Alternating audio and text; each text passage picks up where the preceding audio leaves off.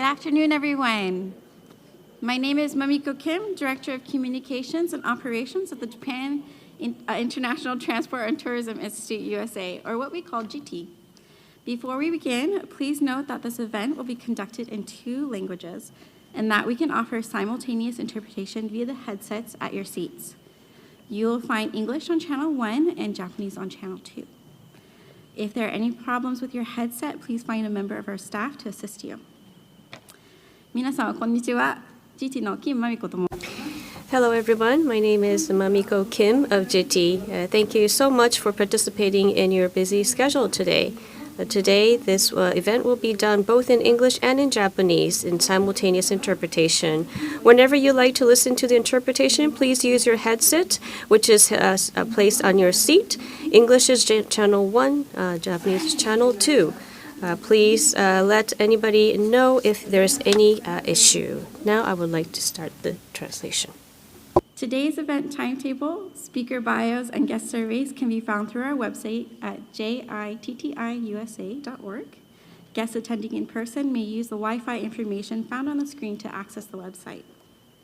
Now, please allow me to formally offer a warm welcome to all of you who are joining the U.S. Japan International Exchange Symposium 2025. This symposium is being held with support from the Nippon Foundation, the Embassy of Japan in the United States, and the Ronald Reagan Building and International Trade Center. We thank each of these organizations for their generous support. To open our symposium, Mr. Masafumi Shukuri, Chairman of GT and the Japan International Transport and Tourism Research Institute, would like to make some remarks. Please join me in welcoming Mr. Shukuri.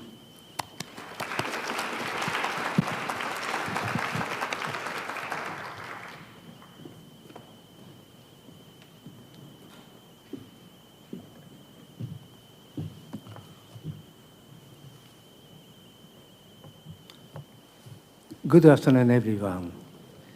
I am Masafumi Shukuri, Chairman of Japan Transport and Tourism Research Institute, JTTRI, and the Japan International Transport and Tourism Institute, JITTI, USA. First, I would like to express my utmost appreciation to all of you who are attending this symposium in person, and to everyone who is joining us online as well. Second, I'd like to extend my sincere gratitude to His Excellency Mr. Shigeo Yamada, Ambassador Extraordinary and Plenipotentiary of Japan to the United States of America, for joining us today, despite his tight schedule, playing a crucial role in Japan-US relations. Next, I would like to express my special thanks to the keynote speakers, His Excellency Mr. Kenichiro Sasae, President of the Japan Institute of International Affairs and former Ambassador of Japan to the United States, and Mr. Kurt Tong, Managing Partner at the Asia Group and former Deputy Chief of Mission and Chargé d'Affaires of the U.S. Embassy in Tokyo. Next, panel discussion 1 involves 4 experts from various establishments and entities, which have long devoted themselves in the promotion and development of people-to-people exchanges between Japan and the United States. Ms. Ricky Garrett, President and CEO of Sister Cities International. Mr. Frank Januzzi, President and CEO of the Maureen and Mike Mansfield Foundation. Ms. Kazuyo Kato, Executive Director of the Japan Center for International Exchange, USA.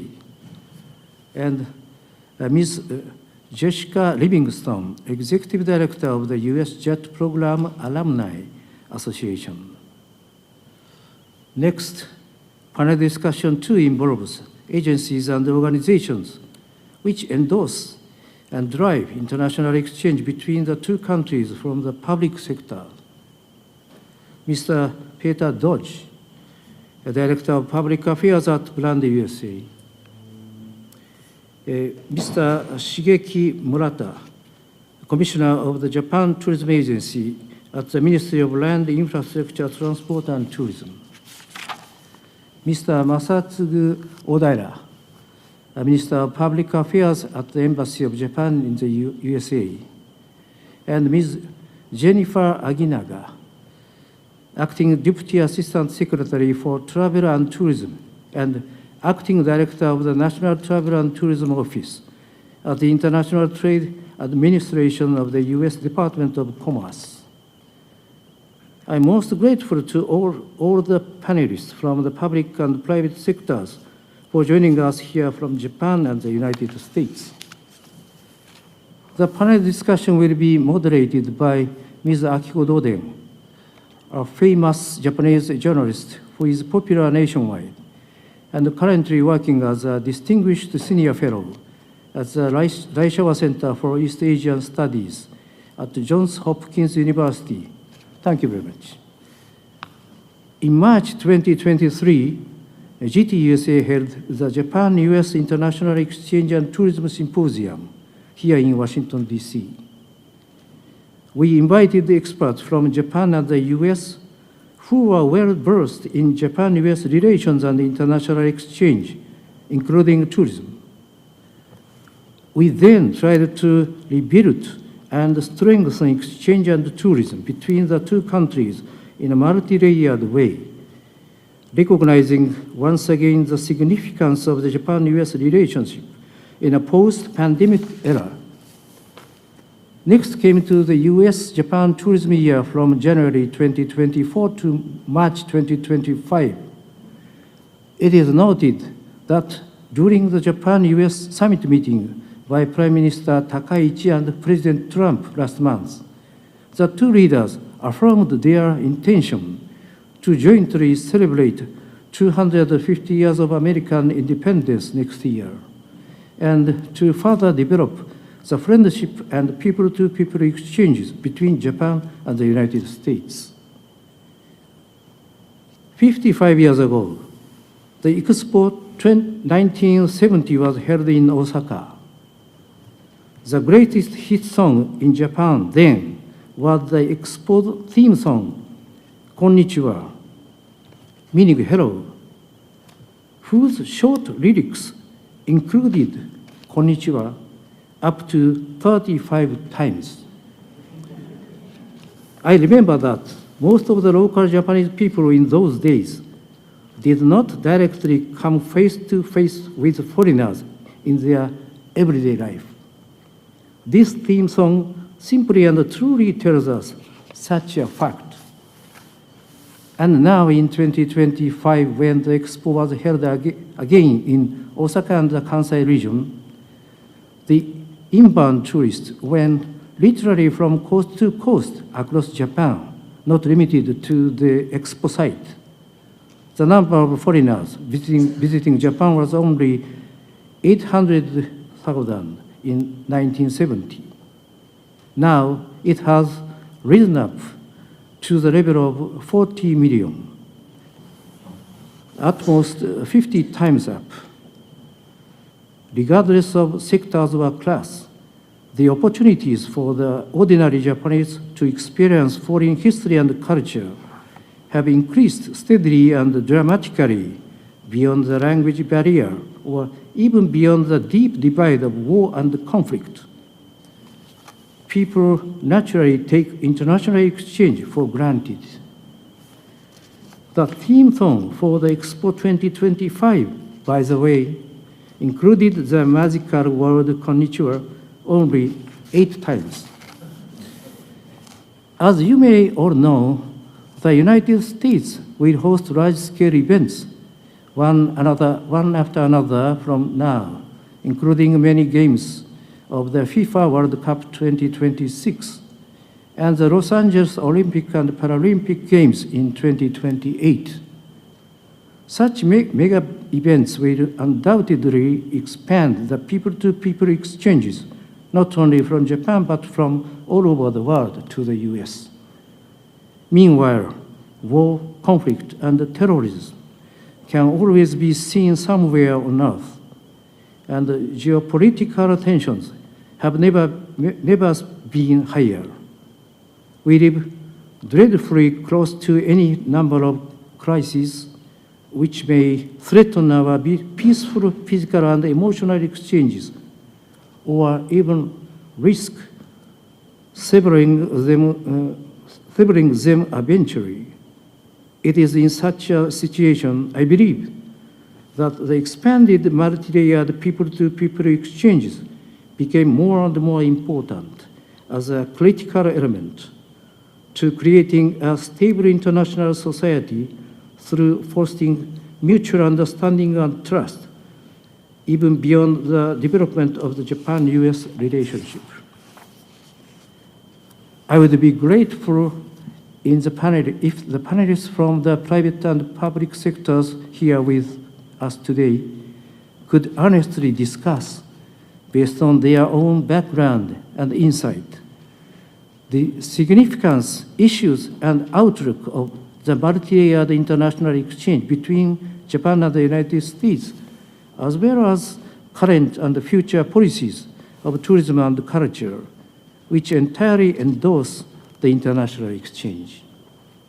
In closing, I sincerely hope that this symposium will contribute to further promoting Japan-US international exchange in the future and serve as a cornerstone for realizing the vision of the free and open Indo-Pacific through cooperation with like-minded countries based on shared value and principles. Thank you very much.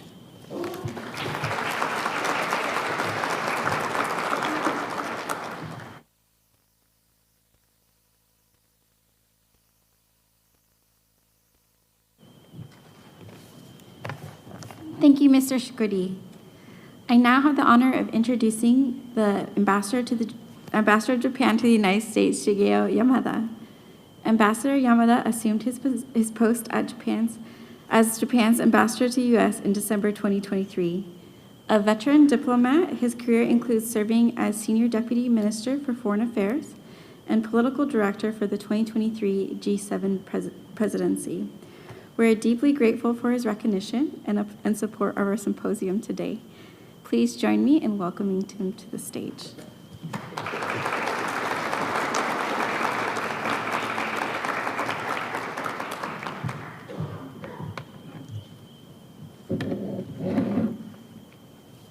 Good afternoon. Thank you very much for inviting me to speak at this symposium. Let me first express my gratitude to JITTI GT USA for hosting this symposium, and to all of you for making it a priority to attend this symposium. When I look around this room, I see a strong partnership. I see partners from the United States and also from Japan, united by a shared purpose of strengthening the bonds between our two countries through people-to-people exchange and tourism. And it is a very important mission we all share. And just a couple weeks ago, I was in Japan to attend the meeting between President Trump and Prime Minister Takaichi. And at that meeting, the two leaders confirmed that the Japan-US relationship is stronger than ever. But what struck me most were the personal dynamics at the meeting. I saw the two leaders who had never met before began to forge a personal relationship, very strong personal relationship. And that meeting itself was an official bilateral leaders meeting, but still, there is a great stage for real, genuine person-to-person, people-to-people exchange. And later that day, aboard the aircraft carrier USS George Washington, I saw the two leaders standing shoulder to shoulder in front of the sailors from both Japan and the United States, thereby sending a very clear message of unity and resolve throughout the Indo-Pacific region and beyond. But I'm convinced that the clear demonstration of strong personal ties between the two leaders made the message even stronger. And that close relationship between the two leaders, Prime Minister and the President, is emblematic to broader Japan-US relationship. You know, the relationship built, nurtured, and strengthened over many years and decades through countless people-to-people exchanges. And tourism is one of the strongest and most effective and most personal of those exchanges. Once you experience other countries' culture firsthand, you deepen your understanding and start to build trust and friendship. And that is because, that is why we have been encouraging tourism between our two countries recently, including through Japan-U.S. Tourism Year. And as a result, last year we saw record 2.7 million Americans visiting Japan. And in Japan, as Chairman Shukuri mentioned, there was an Expo earlier this year. At this Osaka-Kansai Expo, U.S. pavilion was one of the most popular pavilions. And I'm sure that encouraged renewed interest in the United States as a destination. And also, as Chairman Shukuri said, there will be many, many more occasions to further strengthen our tourism and people-to-people exchanges in the coming years. Next year, you meaning the United States, will celebrate the 250th anniversary. And also, the United States will host two major sporting events, World Baseball Classic and FIFA World Cup, and 2028, of course, Summer Olympics in Los Angeles.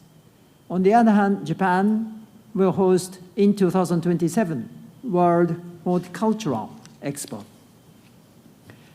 Ultimately, it is people meeting people, people understanding people, and also people trusting people that creates the foundation of strong ties between two peoples and between two countries.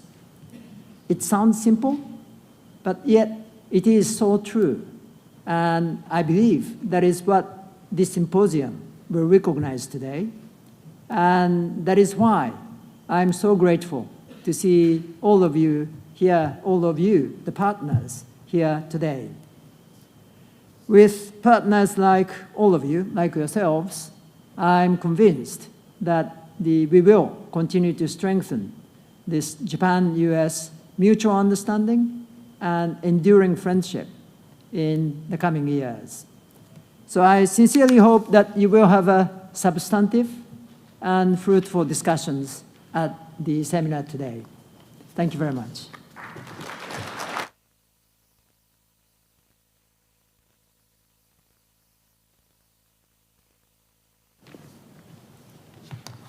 Thank you, Ambassador Yamada. This symposium consists of 3 opportunities to hear from experts in the fields of international exchange in the form of keynote speeches and 2 panel discussions. And there will be 2 breaks, one after the keynote speeches and one after the first panel discussion. Our first keynote speaker is Kenichiro Sasae, President of the Japan Institute of International Affairs and former Ambassador of Japan to the United States. Ambassador Sasae is a highly distinguished diplomat whose notable career includes serving as Vice Minister for Foreign Affairs and Japan's Ambassador to the United States from 2012 to 2018. He was also a key representative for Japan in the 6-party talks on North Korean issues and served as a political director for the G8 summit. We sincerely appreciate him taking the time to be here. Please join me in welcoming him to the stage. Thank you.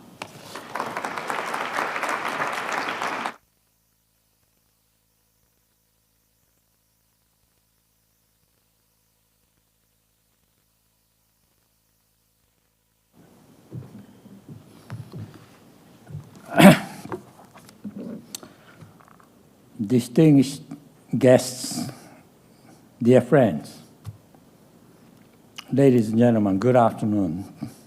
I'm very fortunate to be able to be here today. It is a great honor to join you at this symposium on the future of U.S. Japan exchanges.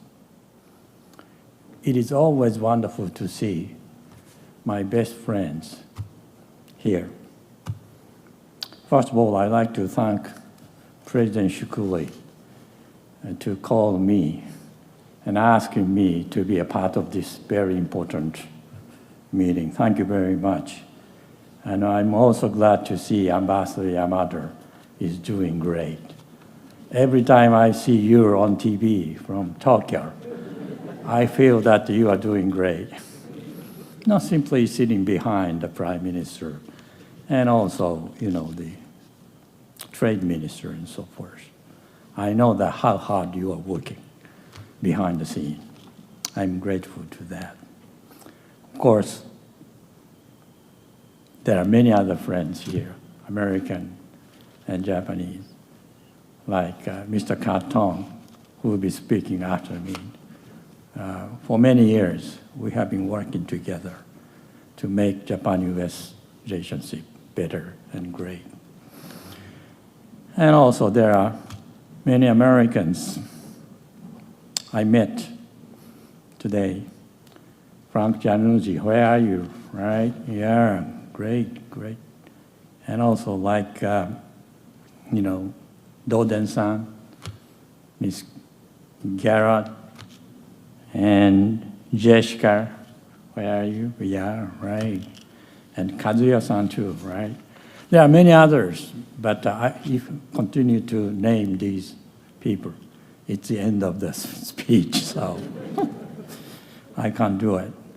But seeing so familiar faces here on both sides of the Pacific remind me that the strongest bridges between our nations are not made of steel or concrete, but of people, trust, and shared stories.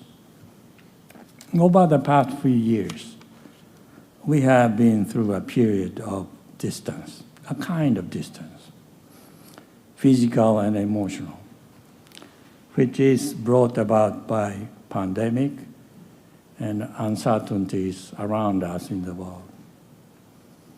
However, we have emerged with renewed appreciations for what a connection truly means. The fact that we can get together here in Washington today, some in person, others virtually, symbolizes that connection itself is now more resilient and more creative than ever before. The transport sector, Mr. Shukuri is expert. I'm not expert on transport, but I know that which once defined infrastructure, now defined interdependence.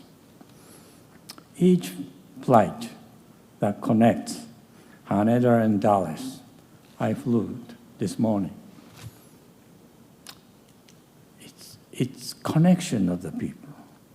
Each ship that carries goods across the Pacific, each satellite beam that transmits our words in real time, these are acts of diplomacy in motion. Behind every plane, every container, there are people. People are doing all the things. Engineers, pilots, students, travelers, each contributing to the unseen web of cooperation between the two nations. Our bilateral relationship is not defined by the challenges of the past, but by our shared capacity for reinvention. Even political changes, whichever administration is in the office, offer opportunity for renewal. Recent emphasis in the United States on innovation and infrastructure opens a new avenue for collaboration in sustainable transport, smart cities, and digital communications. These are the fields where Japan and the United States can learn from each other's strengths. The foundation of this partnership is not a policy. It is people. It is human beings. A program such as Fulbright, Mansfield Foundation, JCIE, the JET program, Sister City Relationship, I can't count them all. There are a lot of people representing these institutions here. They have produced not only professionals, but lifelong friendships. One former JET participant told me once, at first, I thought I was there to teach English. But in the end, Japan taught me how to listen.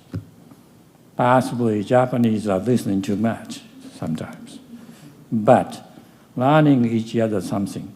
Japanese learn from American how to make yourself more visible and pushing ahead. So that, I believe, capture the essence of exchanges. When I was ambassador here in Washington, people often told me the U.S. Japan relationship is like a long marriage. Sometimes you argue, but you always go home together. I used to reply, but in our case, we even share the same car, and sometimes Japan drives. Now that Japan finally, or for the first time, has its first woman prime minister, I might say, and these days, Japan, especially she, Prime Minister Takaichi, is driving with confidence. That's great to see. As Ambassador Yamada eloquently talked about how she's doing great. As a Japanese citizen, it's nice to see a leader doing great. But of course, there are times when they are not doing good. But it's politics. But today is not a place to talk about politics. I would like to talk more about exchanges in human beings and connection. That is the power of local ties. I'd like to talk about Rikuzen Takata Kamome. Some of you might already know this story. After the great East Japan earthquake in 2011, the city of Rikuzen Takata in Iwate Prefecture was almost entirely destroyed by tsunami. Yet even amid the devastations, what rose from this rubble was not only reconstruction, but friendship. Friendship came out from all this misery and difficulties. One of the most moving stories began with a small fishing boat that drifted across the Pacific and washed ashore in Crescent City, California, 2 years after the disaster that happened. It turned out to belong to Takata High School, and this unexpected discovery sparked a warm exchange between Japanese and American students.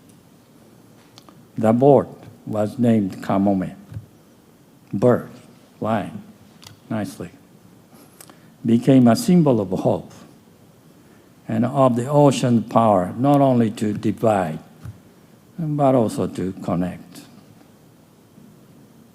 The friendship that began with the drifting vessel continued to this day. Young people in both countries. Later this past summer, I visited Rikuzen Takata. Jessica was also there. We are on the CALCOM mission, and I had a series of meetings there. There, one of the local fishermen told me, quietly, we lost our town, but we gained friends across the ocean. He said it. That spirit also lives on in the miracle pine. Some of you might know. The single tree that survived the tsunami and became a global symbol of resilience and hope. It reminds us that even in the darkest time, the most difficult times, friendship can take root, and kindness can cross any ocean. Our great investment must be in young people. They must be given opportunity to learn, travel, and collaborate. Education and cultural exchanges are not luxury. They are laboratories of empathy, innovation, and new hope for the future. As technology transforms the way we connect, let us ensure that digital tools amplify, not replace the human touch. AI develops, but people are afraid we might be controlled by AI in the future. On the flight from Tokyo to Washington, I was watching a movie. That's a movie about AI is dominating the world. Very terrible movie. But we know that in the future, technology has to be developed. We have to live with AI, so we have to know how to control it. That's how we need to pursue the human touch of it. Ambassador and Yamada and President Shukuri touched on Expo 2025 Osaka. You know, I regret, I missed the opportunity to go there. I didn't say I was too busy. I was too relaxed during the summer. Watching TV, not necessarily going there because I knew that it was too hot to go there. But I'm glad that this was concluded successfully earlier this year. Brought together people and ideas from around the world under the theme, Designing Future Society for Our Lives. Great themes. It reminded us how creativity and cooperation can transcend borders. Now we look for the year 2028, Los Angeles Olympics and Paralympics. We have another opportunity to celebrate the power of human connections through culture, tourism, and exchange. This time, I don't want to miss, and I want to come and celebrate together with American friends how this could be great. There is a Japanese saying, even two lanterns far apart can light the same path. Today, Japan and the United States are walking that same illuminated path together. This is for the more connected and compassionate friendship and world. And I'm sure we will continue to do so amid the global challenges and uncertainties around us lying ahead. Thank you very much.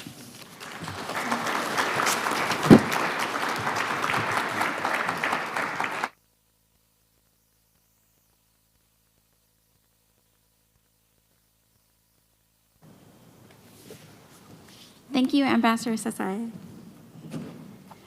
Next, we will have the pleasure of hearing from Kurt Tong, Managing Partner at the Asia Group and former Deputy Chief of Mission and Charge d'Affaires at the U.S. Embassy in Tokyo.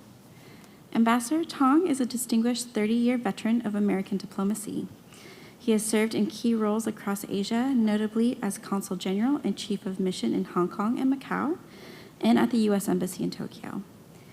He was also previously the ambassador for the Asia-Pacific Economic Cooperation, or APEC, and this year was awarded the Order of the Rising Sun Gold Rays with neck ribbon by the government of Japan for his contributions in promoting the U.S. Japan relationship and economic cooperation.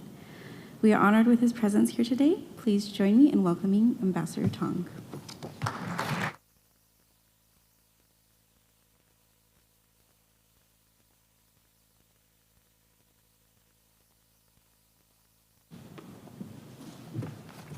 Well, thank you, and good afternoon, everybody. It's an enormous pleasure to be here. I want to say special thanks to President Shukuri and to everyone from JITTI for organizing this really beautiful event with a great theme and a very important message at an important time.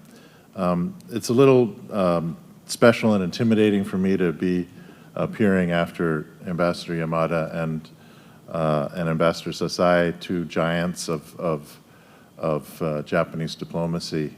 And I was deeply moved by Ambassador Sasai's remarks, and I'll try to add a little bit of a contribution to the conversation with my own reflections on this issue of U.S.-Japan exchanges, cooperation, people-to-people ties, and what they add to our two countries, to our peoples, and to society writ large. And I do this from a fundamental conviction that the people-to-people, I mean, we're all human beings, right? And people-to-people ties are built on actual interaction between humans. It can be digital, but it's best when it's in person. And those interactions are what create relationships, relationships create societies, societies create economies, create peace, and really help the planet in all of the endeavors. And one of the most important vectors for that people-to-people interaction, I'm convinced, for both of our societies is between Japan and the United States. I've had the good fortune of spending a total of about 12 years or so living and working in Japan. As a student, I did go to Canada for a day once, and then after that, the first time I left the United States was arriving as an 18-year-old in Tokyo and spending a year at ICU, and spent other years as a student there. Then worked as a businessman and during the bubble, which was exciting, and then as a diplomat 2 times at the embassy.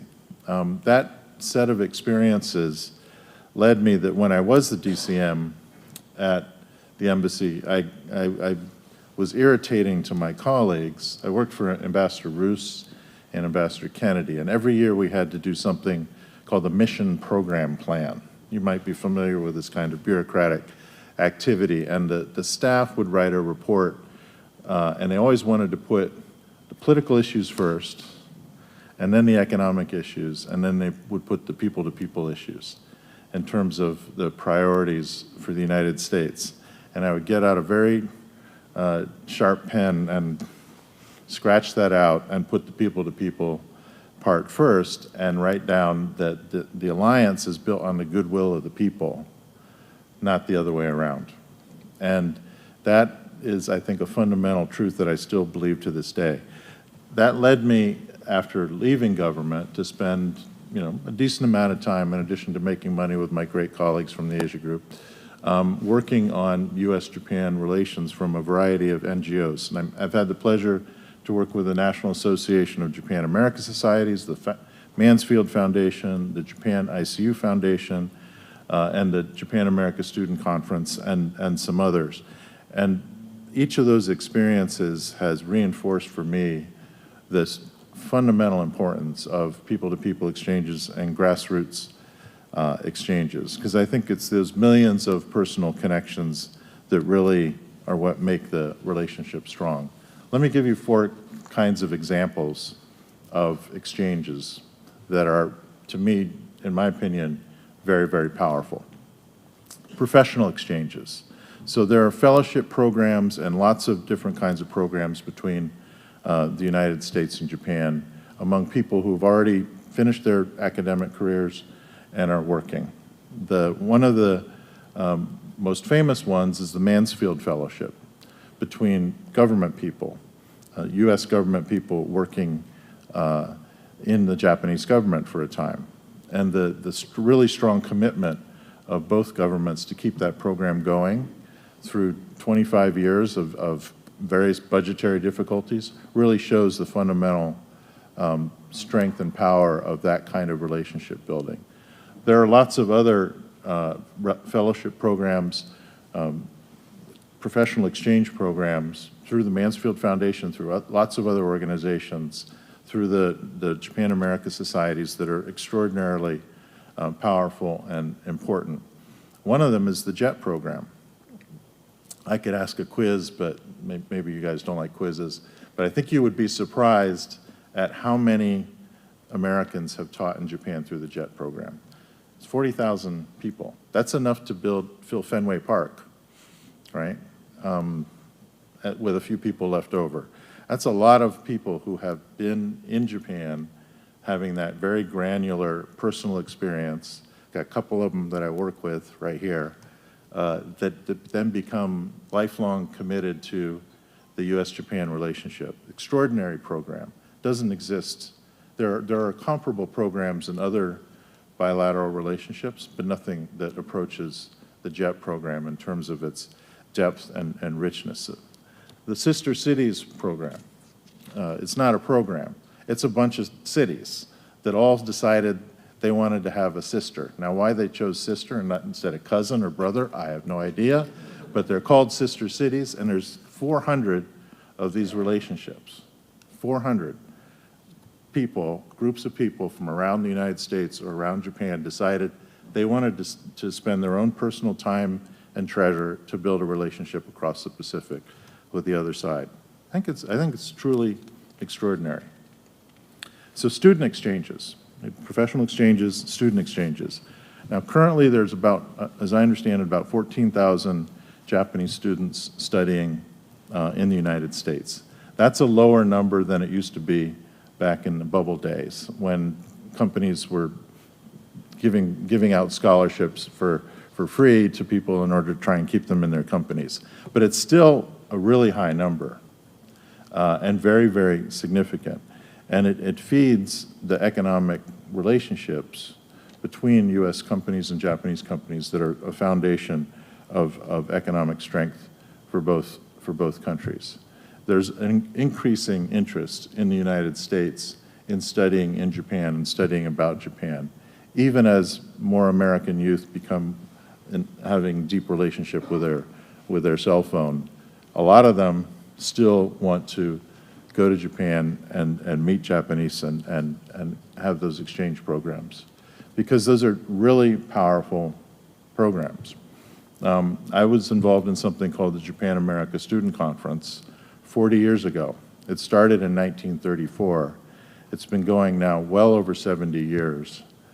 The relationships through that student conference are deep enough that when we had our 40th anniversary this summer, half the students showed up. That's a better than any university alumni event in terms of the proportion of people showing up. So these are powerful programs. I think I'm making my point. In cultural programs, there's a lot going on. There's over 40 Japan-America societies around the United States. There's many America-Japan societies around Japan. They're doing cultural programming. They're doing, it seems like, who cares baseball, right? Well, a lot of people like baseball, and they build relationships through that, and it's extraordinarily important. All of that is adding to the fabric of the relationship, whether it's going to a jazz club in Tokyo or or a bunch of Americans and Japanese watching some basketball or some baseball together. It's extraordinarily powerful. The last one I would mention is something Ambassador Sasai referenced, and I think is also unique and extraordinary in the U.S. Japan space, which is humanitarian exchanges. After the tsunami in 2011, there was an outpouring of support from around the world, but the country that really stepped up was the United States.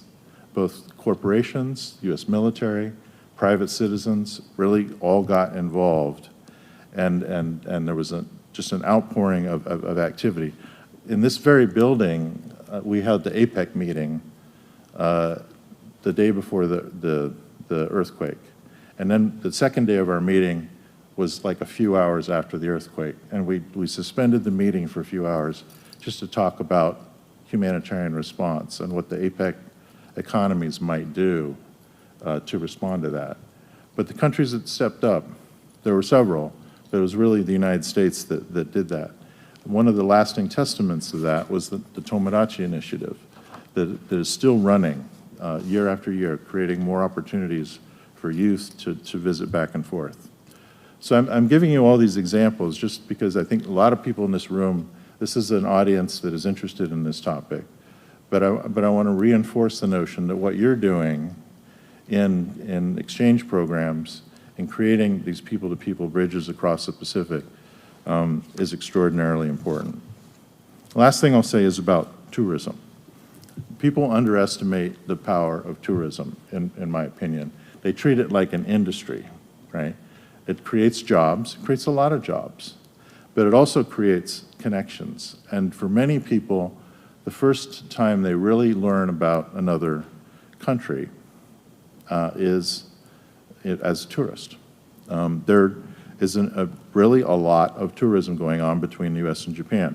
2.7 million Americans visited Japan in 2024. That had an economic impact, about $50 billion. But more important, they came back with almost universally positive impressions about Japan, and they become more committed to that relationship going forward. 1.84 Japanese visitors from a smaller population came to the United States in the same year.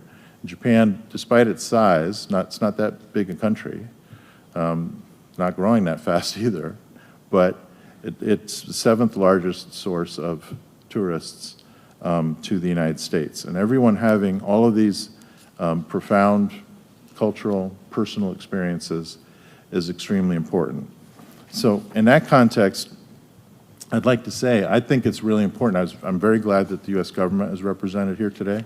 It's so important for governments to stay out of the way of tourism, but also support it and promote it, and really help it foster, help it blossom and grow as a force for good in international relations, particularly between friends like the United States and Japan. Because sometimes governments get it wrong. They don't, like the U.S., one of the things we sometimes get wrong is we don't subsidize our airports enough, right? And so sometimes it's hard takes a long time to get through customs. It's gotten a lot better in recent years, I must say. But that kind of thing can be an impediment to experiences. Sometimes they politicize it.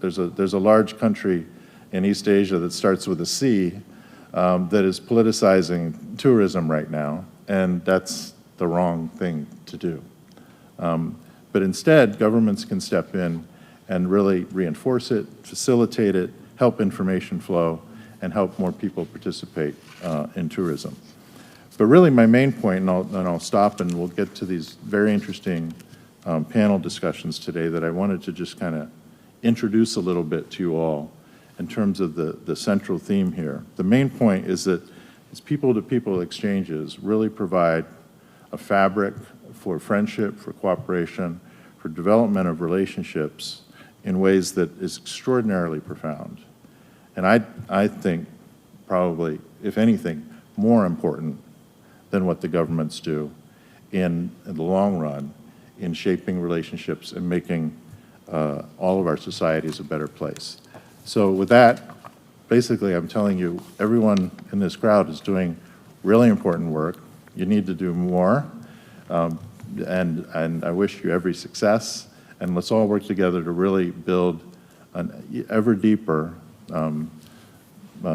relationship of exchanges, tourism, and lots of people traveling back and forth between our countries. Thank you very much.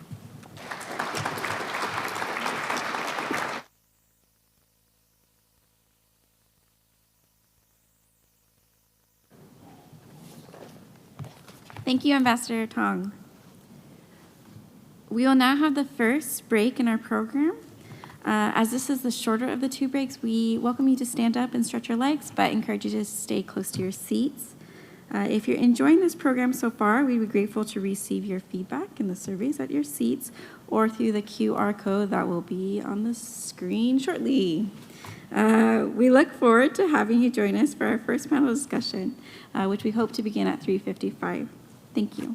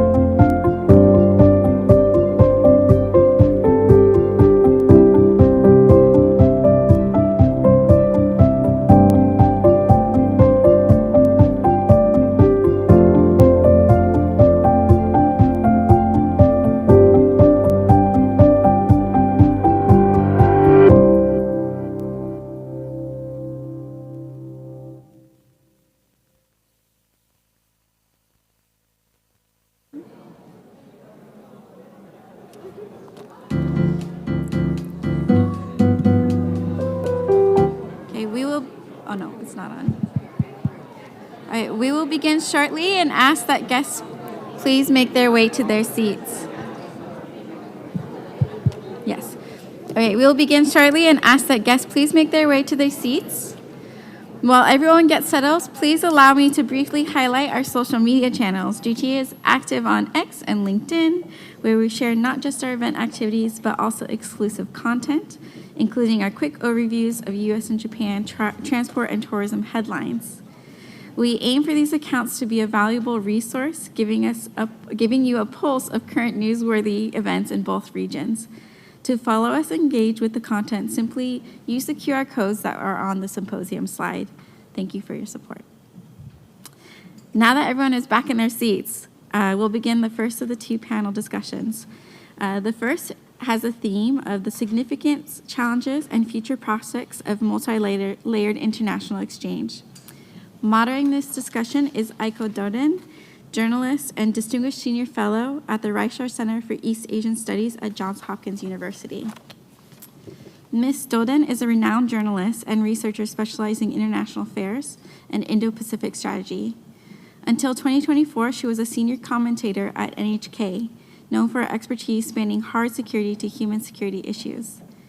Further cementing her influence in global affairs, Ms. Doden served as professor of practice at SOAS, University of London, and sits on the boards of notable organizations, including UNESCO Mahatma Gandhi Institute of Education for Peace and Sustainable Development.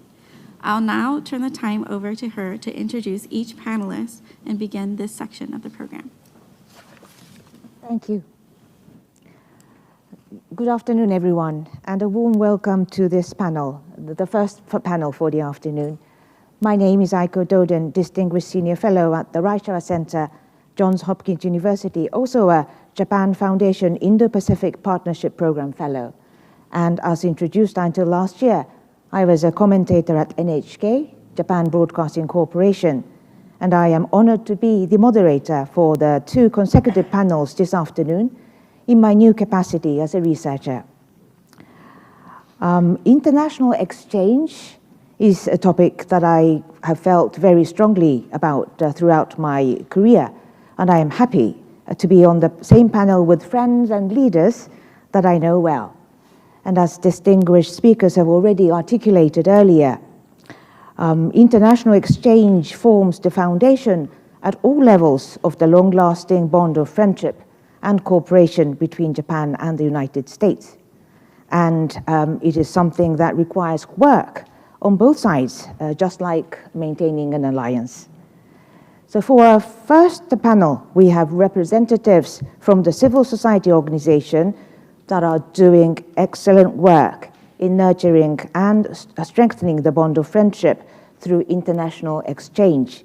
And for the second panel, we have key figures representing the government in both countries with expertise on these issues. The organizer and myself discussed and decided to build the program this way, consisting of two panels so that our conversation will be focused and interactive.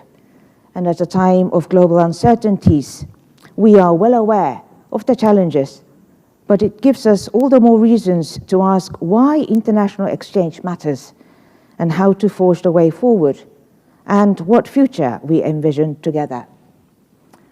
Following this panel, on the second panel, we will follow up on some of the key points raised in this first panel. So I do hope that our distinguished panelists for the second panel pay close attention to this panel, not only because I will be asking the questions later, but because I believe issues are interrelated. So let me introduce our panelists to you. And I will do it very briefly in the interest of time, and I believe you have their detailed bio with you. To my left is Ricky Garrett, President and CEO, Sister Cities International, headquartered in Washington, D.C. And then next is Frank Januzzi, President and CEO, Maureen and Mike Mansfield Foundation. And then Kazuyo Kato, Executive Director of JCIE, Japan Center for International Exchange, USA. And she's the individual recipient of the John and Hiroko Malott Leadership Award by the Japan-American Society of Washington, D.C. For the work she has done in developing and mentoring the next generation of leaders, very relevant to the topic we'll be discussing.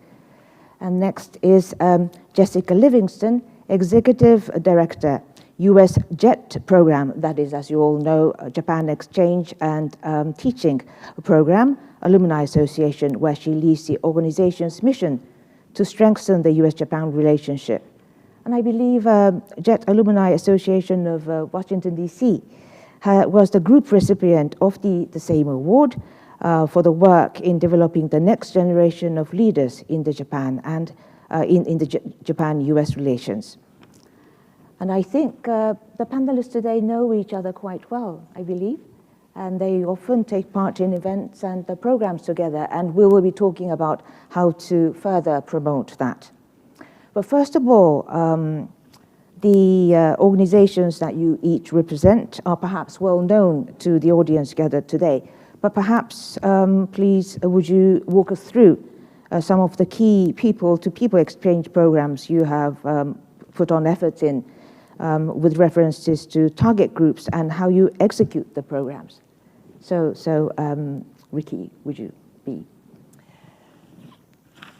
Thank you very much. It is my pleasure to be with you today representing Sister Cities International.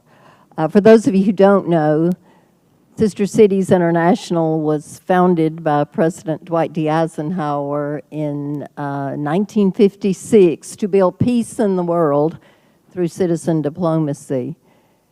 And as a wartime general, President Eisenhower knew very well that the only way to have lasting peace in the world was through friendship and through partnerships between cities in the U.S. and cities around the world. And so for almost 70 years, Sister Cities International has been living out President Dwight Eisenhower's dream. And currently there are 431 U.S. cities that are members of Sister Cities International, and those 431 U.S. cities have partnerships numbering 1,800 in 140 countries in the world. We have grown the membership of Sister Cities International by 54% in the last 2.5 years. We've expanded our programming. We have enhanced our visibility, and we have also enhanced our financial security. And you have heard a lot today about the Expo in Japan, and in the summer of 2024, Sister Cities International was awarded a grant to recruit and train and manage 89 youth ambassadors who were our host at the U.S. Pavilion at the World Expo in Osaka, Japan. And the U.S. Pavilion actually won the prize for best team for the first time ever in the history of that award. And so that was a significant connection to Japan. And we also have been working on partnerships between the U.S. and the Pacific Islands in collaboration with the State Department. We've just had a huge U.S.-Japan summit in Isumisano, Japan, that brought 561 people to Japan from the U.S. and other countries. And most of all, I think we are focused on growing the next generation of diplomats through our programming at Sister Cities International. We're going to be celebrating our 70th anniversary in the summer of 2026 and bring hundreds of Sister Cities volunteers here to DC to celebrate. But I would just end by saying that every day, every single day, Sister Cities International is reaching out to cities in the U.S. and building partnerships around the world that make a difference every single day in building out President Eisenhower's dream of peace through citizen diplomacy. Thank you, Ricky. Well, just to follow up, it is about sisters and city versus sister, but I understand people that are involved include like volunteers, artists, students, musicians, and many more. Yes, Sister Cities is comprised of thousands of volunteers on the ground in cities throughout the United States. And those volunteers are every age group, and they are every profession that you can imagine. And those programs include everything, including educational exchanges for high school and university students, cultural festivals, sports diplomacy, and even economic development projects come out of that. Very diverse, very diverse. Thank you. Then next is Frank, please. Thank you so much, Aiko. It's a pleasure to be here. We have grassroots already discussed, cities to city, and I think the Mansfield Foundation is best understood partly as, grass tips. Our work is about weaving the fabric of community across the Pacific, but most of our work centers on investing in people, building networks of problem solvers who can help get things done on tough public policy issues. So this includes our flagship program, the Mansfield Fellowship Program that Ambassador Tong has already described. We have more than 200 alumni of this program across the federal government working on everything from nuclear safety to environmental protection to law enforcement to trade to commerce and technology and cyber, space. And we also train the trainers. We invest in the educators across the United States who are training the next generation of Ezra Vogels and Gerald Curtises and Sheila Smiths, the professors who are inspiring young people to pursue deeper understanding of Asia, especially Japan.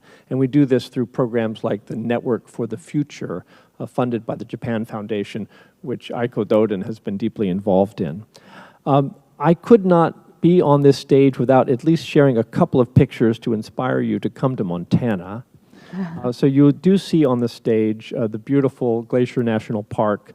The Mansfield Foundation's niche is really inspired very much by Montana. It's blue sky thinking, trying to get beyond the Beltway. And we're weaving that fabric of community across the Pacific, but we also inhabit the halls of power in Washington, D.C., or at least we try to. And so on Capitol Hill, where there is the Mansfield Room, we hold events and we work with Congress and we try to make sure that the leaders of the two countries know each other through fostering exchange programs like the Foley Legislative Exchange, bringing together Diet members and members of Congress on an annual basis to talk about the critical issues of the day. So it's educators, it's government workers, it's leaders. And all of it goes back to Mansfield. Our foundation was created by Congress in 1983 at a time of tension in the U.S. Japan relationship. Ambassador Mansfield was there in Tokyo navigating a very tough time in the U.S. Japan relationship. He and his wife Maureen were brilliant in understanding that the best way to strengthen the U.S. Japan alliance was really to forge deeper personal connections. Part of the way they did that was to inspire Japanese companies to invest in America, to build outposts in the United States, to employ Americans, so that when we think about Toyota now, we don't think about a Japanese company necessarily. We think about the manufacturer of those great pickup trucks that a lot of Texans like to buy and that are made in Texas for Texans. I'm a little prejudiced there. I'm a Texan, so I have a soft spot for Toyota and Toyota trucks. But Mansfield's values are infused throughout everything we do. He was a very humble guy, He believed in community, including diverse communities, bringing many voices together. He listened intently in order to forge trust. And he didn't impugn the motives of other parties. Part about building peaceful international relations is understanding that for all of our differences, if we approach those differences with a spirit that says, I'm sure you have a good reason for believing what you do. Do you mind telling me what it is? And then let's talk about our differences. Let's work through our differences with a spirit of mutual respect. And that is the way that he forged collaboration, both as a senator and as ambassador between the United States and Japan. I will close by saying that I want to just share something personal. My own life was very much shaped by my parents' early exposure to me to foreign affairs through foreign travel. So I had my first beer in Germany with my dad when I was 15. Is that allowed? In Germany, apparently, there's really no age limit. And I had my first noodles, Asian style, as a young student, age 18, in China and Japan, traveling abroad for the first time independently, and discovering a love of Asia that has stuck with me my whole life. Early exposures to foreign cultures, food, languages, that is catalytic. It changes lives. It makes people more confident about their ability to tackle challenges, but it also nurtures curiosity and humility, because you learn what other people do better than you do, or what other nations do differently than you do. And all of these organizations, when we talk about the multi-layered engagement, it's all about that. And I've already taken too much time, so I'll stop there. Thank you. It's a really multi-layered panel in itself, I thought. Yes. Just to follow up, Frank, the Mansfield Fellows Program, I understand the many fellows, they stay in their job, being to be the bridge that they aspire to be. Thank you so much for giving me an opportunity. If you're a Mansfield Fellow in the room, can you raise your hand? There are some. Well. Mansfield Fellows, more than 200 alumni, the vast majority remain in government for careers of 20, 30 years, and they form the human capital that helps these two nations work together to solve problems.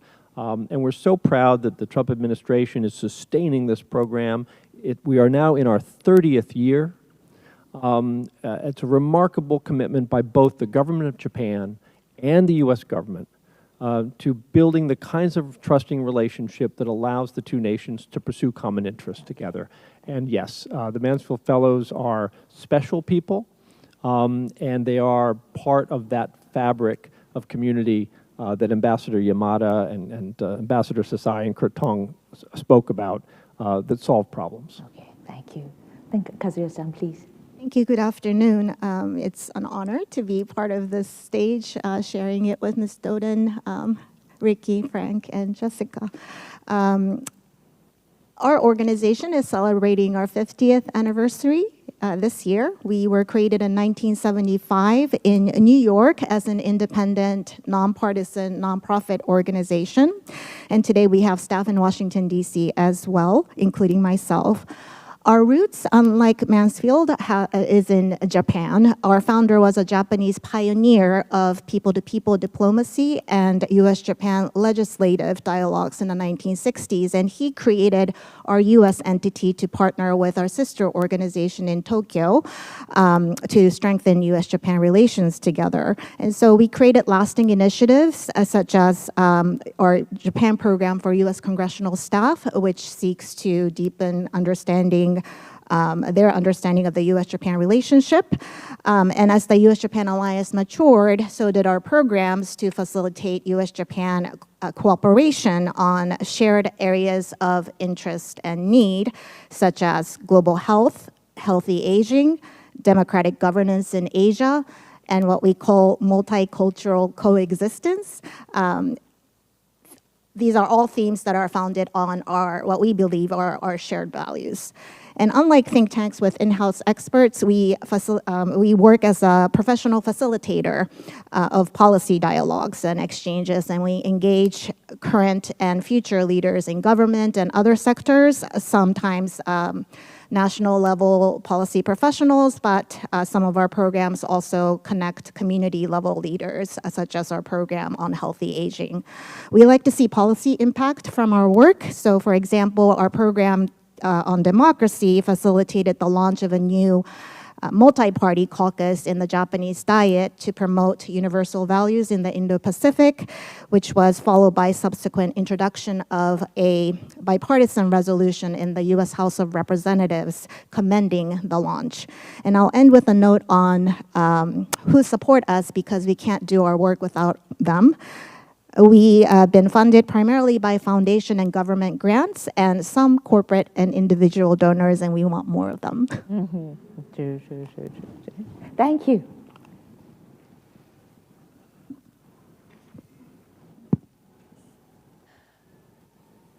Good afternoon. It's nice to see everyone, and it's nice to be here with all of you. Thank you. I always think everybody knows about the JET program because I'm so steeped in it, but I just wanted to share a little bit about who our community is. We're not maybe your standard or traditional exchange program, and that we are the community of people after the exchange program. So the Japan Exchange and Teaching Program is a Japanese government program, and it draws college graduates from all over the world to work in public schools and municipal offices. And then we collectively call ourselves JETs because it's much easier that way. About 90% of JETs work in the public school systems as assistant language teachers, and the remaining 10% are coordinators for international relations, and they're working in the municipal offices. But both of these positions have the large responsibility of being ambassadors for the United States. A majority of JETs are placed in rural or suburban areas throughout Japan, where global exposure is often quite limited. There are typically about 5,000 JETs in Japan each year, and about half of those participants are U.S. citizens. So the U.S. Japan Exchange and Teaching Program Alumni Association, or U.S JET, because it's much faster that way. So we are the nonprofit institution for U.S. citizens who have participated on the JET program. The JET program itself is coming up on its 40th year, and therefore we now have 40 years of participants or alumni. So this has now translated to a JET alumni network that includes 19 JET chapters throughout the United States. And roughly, I know, Kurt, you said 40,000, but there's even more of us now. There's about 45,000 of us spread across the United States. And most JETs have established really deep personal connections with Japan through their time on the JET program, and that continues to play a role in their personal and their professional lives. So as you can see, many go on to lead and play support roles in Japan-related programs, organizations, institutions, businesses, and grassroots efforts that help to strengthen and expand U.S.-Japan ties and friendships. And I know there's a lot of overlap between JETs and the other organizations that are represented up here. So this JET community alone hosts about 600 to 700 Japan-related events and gatherings each year throughout the United States. U.S. JET fosters that passion. So we're providing the opportunities, the programming, the network for continued engagement after their time on this program concludes. So it's fairly safe to say that really anywhere you see an intersection between the U.S. and Japan, you'll also find a JET alum. And I would love my JET alums that are out there to raise their hands. I know there's a few in the audience. Wow. So you can see, even in this small room, how well we're represented. And you yourself is one. Of course. I'm proud Hokkaido from 2003 to 2006. So I think looking ahead, really, our vision is for JETs to be able to use the skills and the competencies that they gained through the JET program experience to remain lifelong, and I feel like that's really a key word here, lifelong participants in an interconnected network that continues to reinforce the U.S.-Japan relationship through multi-dimensional ties. I'll leave it there. Okay. Well, thank you very much. all your comments were very inspiring, and told us very much about the evolution of your organizations and the work that you do. And I noticed that the passion that comes through all of you as well. But your organization accumulated expertise and experience over the years for decades.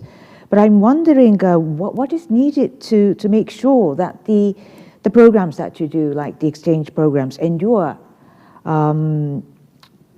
ties and relationships rather than like functioning as one-off event. How do you make sure that whether it be the change of governments and things, how do you ensure the consistency in the work that you do?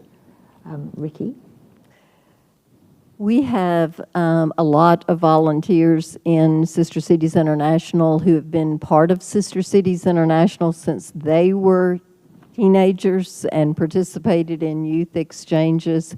So that continuity and consistency certainly makes a huge difference.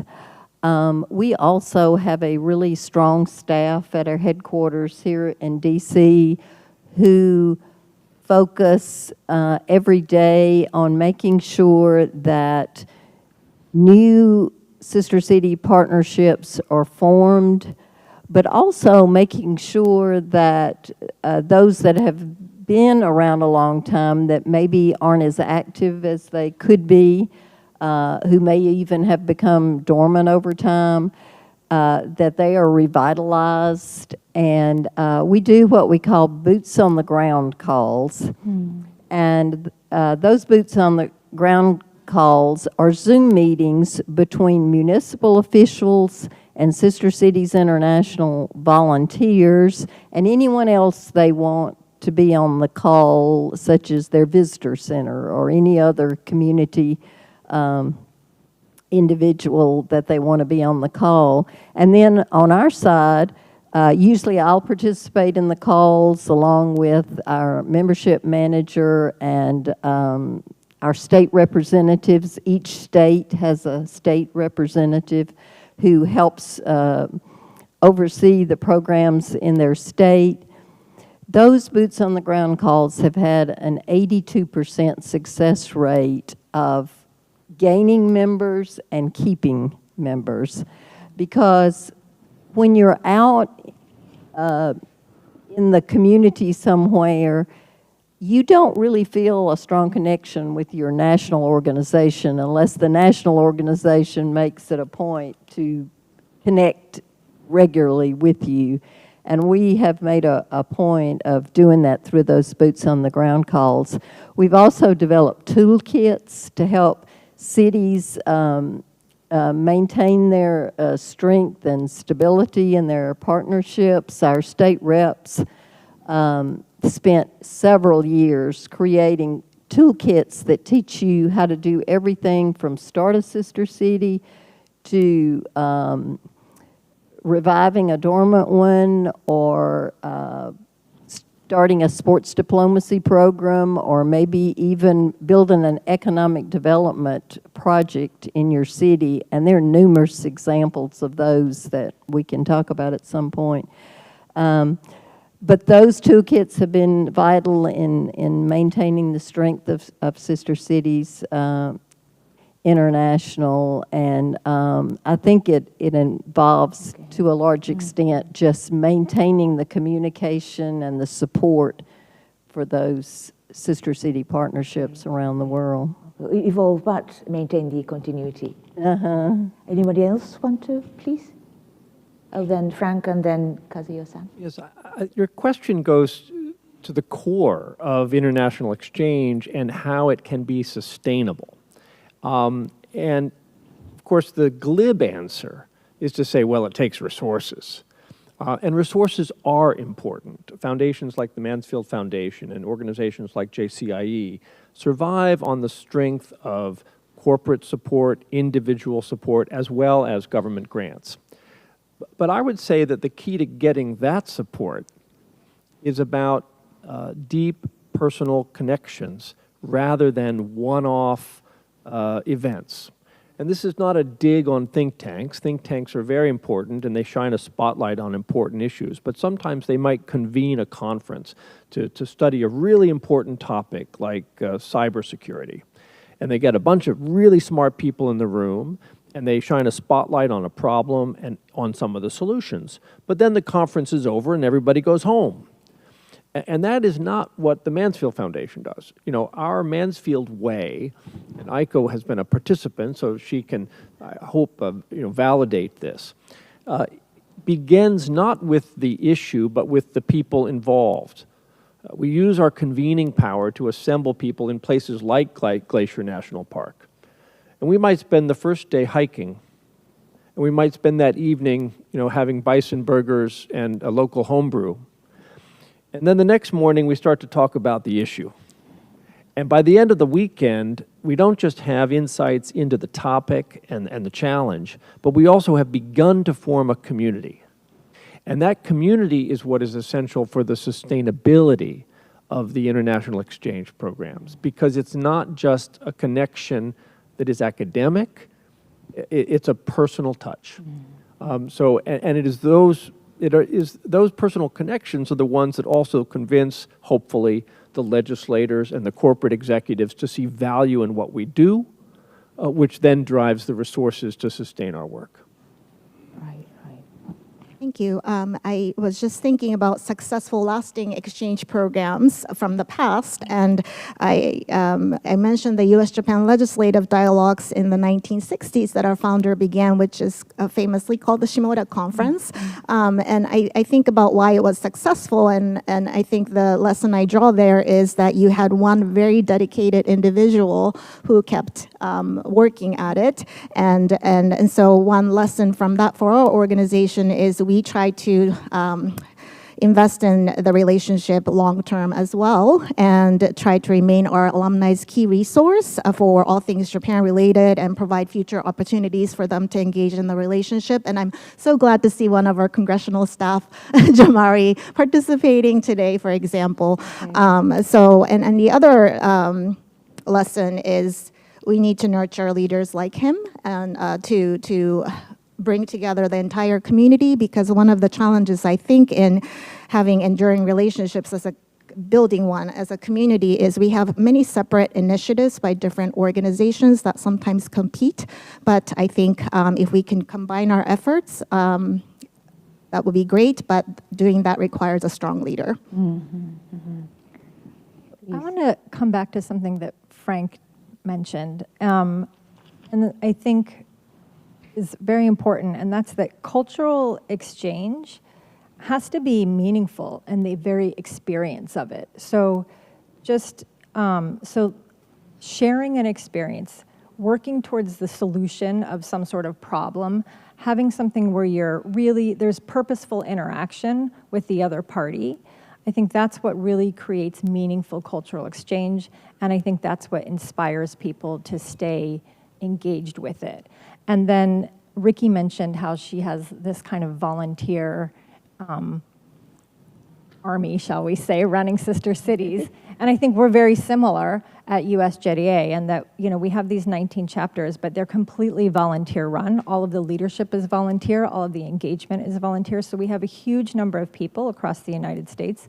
But the reason that they are volunteering is because they have had such a meaningful and personal experience that has inspired them to stay engaged. But we, as an organization, U.S. JDA, it's our responsibility to continue to facilitate that same meaningful and deep experience. And so the way, going back to your question, Aiko, about how do you sustain your organization, and I think for us, it's through creating opportunities and programming that allows all of our members, all of our alumni to continue to stay involved in a way that is meaningful for them. So it has to be purposeful, and it has to have a social aspect, like you were talking about, Frank, sitting around we don't do bison burgers, we usually do some sort of izakaya food, but same idea. But it has to have both kind of a purpose, whether that's learning together or solving a problem together, or some sort of interactive purpose, and it has to have a social aspect.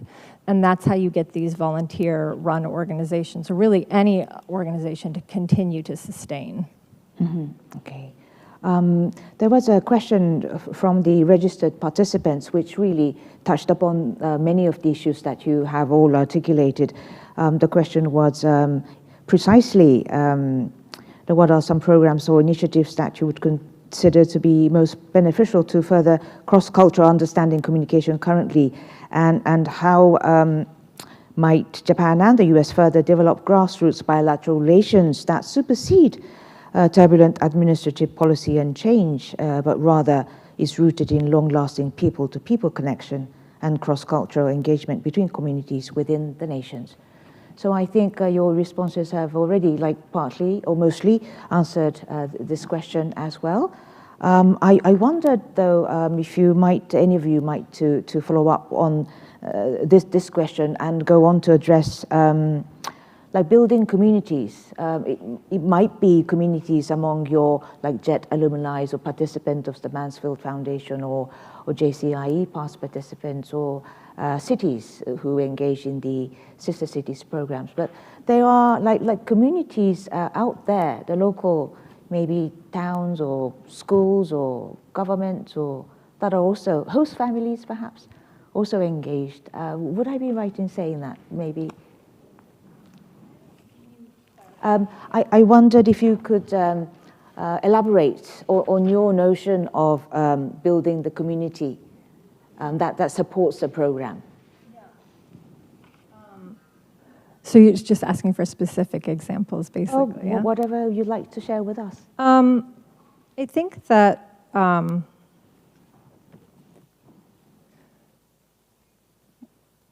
so when you think about building these types of communities, and you want to engage as many people as possible, I think it's important to kind of think beyond exchange as just between two countries, right? It goes beyond being just Japan and the United States, and I guess I'm thinking about it from the alumni perspective, and that we're also engaging the alumni to interact with each other, and they almost become their local spokespeople for Japan. They all come back. With 45,000 of us, we're in small towns all across the United States. We're also in big cities all across the United States. And we're also, we're often identified amongst our coworkers, our peers, as sort of the Japan expert, whether or not we're an expert. But that's often how we're seen. And so I think this notion of exchange goes beyond that. It goes, we bring Japan back with us, and we become a spokesperson for Japan. And so that in itself is a type of exchange, right? I'm not Japanese, but all of my friends know that I'm sort of the person to come ask about anything that might be Japan related, whether it's politics, whether it's sake, whether it's sumo, whether it's lacquerware, somehow I get all the questions, right? And so that in itself is a type of exchange that I think, just to think beyond the borders. And so when you ask the question about building communities, the communities can be between two countries, but it can also be in your specific locale as well. And so working with the knowledge that you have, working with the resources that you have at your disposal, and continuing to build those communities on a very local level is, I think, just as important as reaching across the oceans sometimes. Right. And that's something that AIs can't do. I was going to add to that sometimes our sister city partnerships come out of a diaspora in a particular community. That has happened on many occasions where a group from another country makes up a large portion of the population of the city in the United States, and they have a tremendous interest in building a partnership with their own country. And so one example which may surprise you is there's a large Polish diaspora in Sedona, Arizona, and they have been very, very interested in building partnerships with cities in Poland. So it's very interesting how those communities form and how they can then be parlayed into a sister city partnership. Thank you. Frank, please. Just briefly to add, I think that this notion of building community is so important. And when I think about it, I think about weaving and fabric, because you can have a single thread of great strength, and that's one way to think about building connections, is a single thread of great resilience and strength.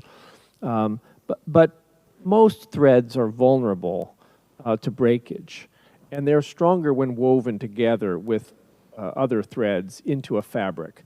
And this panel represents, I think, different strands of thread, which when woven together into a fabric are much stronger than individuals. So, you know, the Mansfield Foundation, we employ jets, a large number of jets working for me.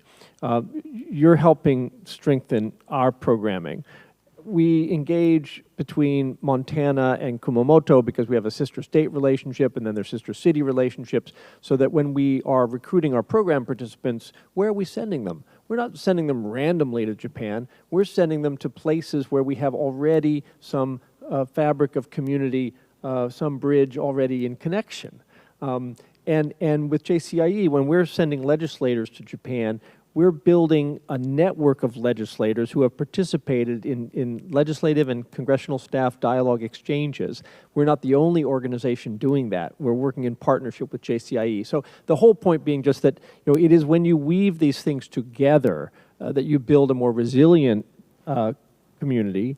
And dare I say it, in today's age, I will say it, a diverse community. One that is inclusive and broad, and in its diversity finds strength because of the many different points of view and the many different elements that go into that fabric. Okay. Thank you. And Kazuyo-san, you've once told me that you try to engage the first-time visitors to Japan, not just the kind of old hand who already have knowledge and experience about interacting with Japan. That also contributes to building the community, I believe. Yes, newcomers to U.S. Japan relations for sure. So we intentionally pick people who have not been exposed to Japan as much.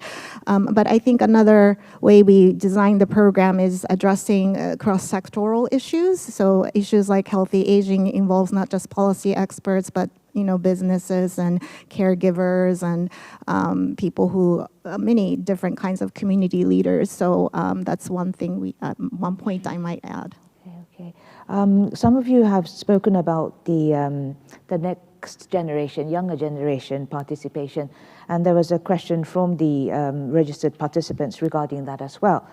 The person asks, for young professionals and recent college graduates seeking to develop a career out of supporting the U.S. Japan partnership on either a national or subnational level, what would you recommend? What would your recommendation be to someone in getting involved at an entry level in such a harsh job market?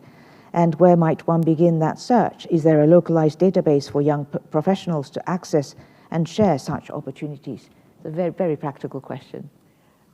I can talk about that because we are very focused on the next generation, and we offer some programming at Sister Cities International that is helping to develop the next generation. One of those programs is called the Youth Leadership Summit, and we bring young people between the ages of 14 and 18 to DC for a week and house them at American University, and they get immersed for a week in everything from leadership to personal development to diplomacy. And the highlight of that week is a diplomacy simulation at the State Department, where they actually participate in a diplomatic simulation. And it is fascinating to watch them grow from this gawky teenager who arrives on Sunday to a diplomat who walks out of the door on Friday. And so any kind of training like that, I think, is beneficial. Our youth ambassadors that have been in Japan for the past 6 months were 19 to 27 years old, and they were from 47 states. Some of them spoke as many as 6 languages. And they had the opportunity not only to expand their language ability, but they had the opportunity to develop their customer service skills and their diplomatic skills, and they had the opportunity to meet ambassadors and other public officials. All those things that young people can do as they're growing up will develop the skills that they will need to become, whether it's a professional diplomat or whether it's a citizen diplomat, they're learning the skills that will help them to serve in those roles. We also have interns in our office from the various universities in the DC area, and we are delighted to have those interns because we benefit from them and they get enormous experience and skill development in the area of diplomacy. Okay. So they are de facto future community builders then? They are, absolutely. And most of them will stay with it throughout their life. True. But Jessica, I had a question about the community or the networking that you had told me before of the organizations that share values and missions, but tend to be kind of at times holed up in silos. Yeah. What if you put your forces together? Well, first I want to speak to the previous question about being kind of entry level and how to break in, because this is something that I deal with a lot. Every year we have about 1,000 or so jets that come back, and they all want jobs, and they all want jobs that have to do with Japan because of how much they've fallen in love with the country. And so I think, my first piece of advice would be to use the networks that you have at your disposal, all of your networks, your alumni associations from your universities, any programs that you've been involved in, whether it's JET, whether it's Tomodachi, whatever it might be, use those. That's the beginning of your networking foundation. And then the second, which Ricky sort of touched on, is volunteer. And I know that volunteering doesn't pay the bills. It's okay to work at your local grocery store or whatever it is you have to do on the side to pay the bills while you're doing what you actually want to do. That's okay. We've all done it, and it's completely acceptable. But volunteer. Get involved in any local Japan-related organization or event that you can. And conferences are a great way to get involved, because you can volunteer at the conference and then you don't have to pay the entry fee, because I think a lot of the young people don't have the money for those entry fees, but you get to meet all of the really fantastic people that are the speakers and that are the movers and the shakers. So that would be my practical advice for getting in. Okay. And my following question regarding building the sort of network or community amongst yourself, what suggestions might you have? Yeah, I think all of us, I think all four of us probably sitting up here have experienced this, but we're all doing such important work, and we all have really niche audiences that we're serving. So, you look across the U.S. Japan landscape, and there's so many different organizations out there, but we're all really serving a mission that's important. And I think while there is a lot of overlap in sort of, what we're trying to achieve, we are all doing it kind of from our own perspectives and our own vantage points. But because we're so focused on the day-to-day and getting everything, there's taxes to file, there's emails to answer, there's all these kind of practical day-to-day things. It's really hard to look up and see what everyone else is doing on as far as which initiatives they're pushing forward or what priorities are actually on the docket for this year and how we can work together. And so, there are for sure organizations like NAJAS has done a really great job of trying to bring people together. Colcon is another one that has, really worked hard to bring, to sort of be a convener. But all of these other organizations have their own missions and their own capacity issues as well. They can't spend 100% of the time, convening all of these, tens of 30. Even where I live in Denver, there's 20 different, Japan-related organizations. I can't even imagine how many there are here in Washington, D.C. But so to have, some sort of a body that their sole purpose is really to convene all of these organizations on a regular basis and help us understand what each other is working on, and also to drive sort of national level or international level initiatives that need to be addressed so that we can all work on them, cooperatively as well. I think something at that level would be quite transformative for our impact on U.S.-Japan relations in general. So, what you have in your mind is something that's sort of a dedicated, separate secretariat, sort of. Yeah, that would be amazing. If we, right? If we had one institution whose main job was really just to coordinate and help communicate and be a convener for all of us that are out there doing our work, because I consider my work to be a huge priority and very important, and I'm sure Kazuo and Frank and Ricky consider the same things, right? And all the work that we are doing is that important. But I don't know what Ricky is doing all the time. I don't know what Frank is doing all the time. They don't know what I'm doing all the time. And so if we had, a dedicated body that was really just to help convene and to help facilitate informing what the priorities were, then I think that would just, open up a whole world of being able to make progress in a way that we haven't as a greater institution, of U.S.-Japan related organizations. There was a big nod from Frank. Well, I was just going to say, if it's any consolation, half the time I don't know what I'm doing, much less what other organizations are doing. And this is a challenge, getting out of our stovepipes and a shout out to the organizers of today's event.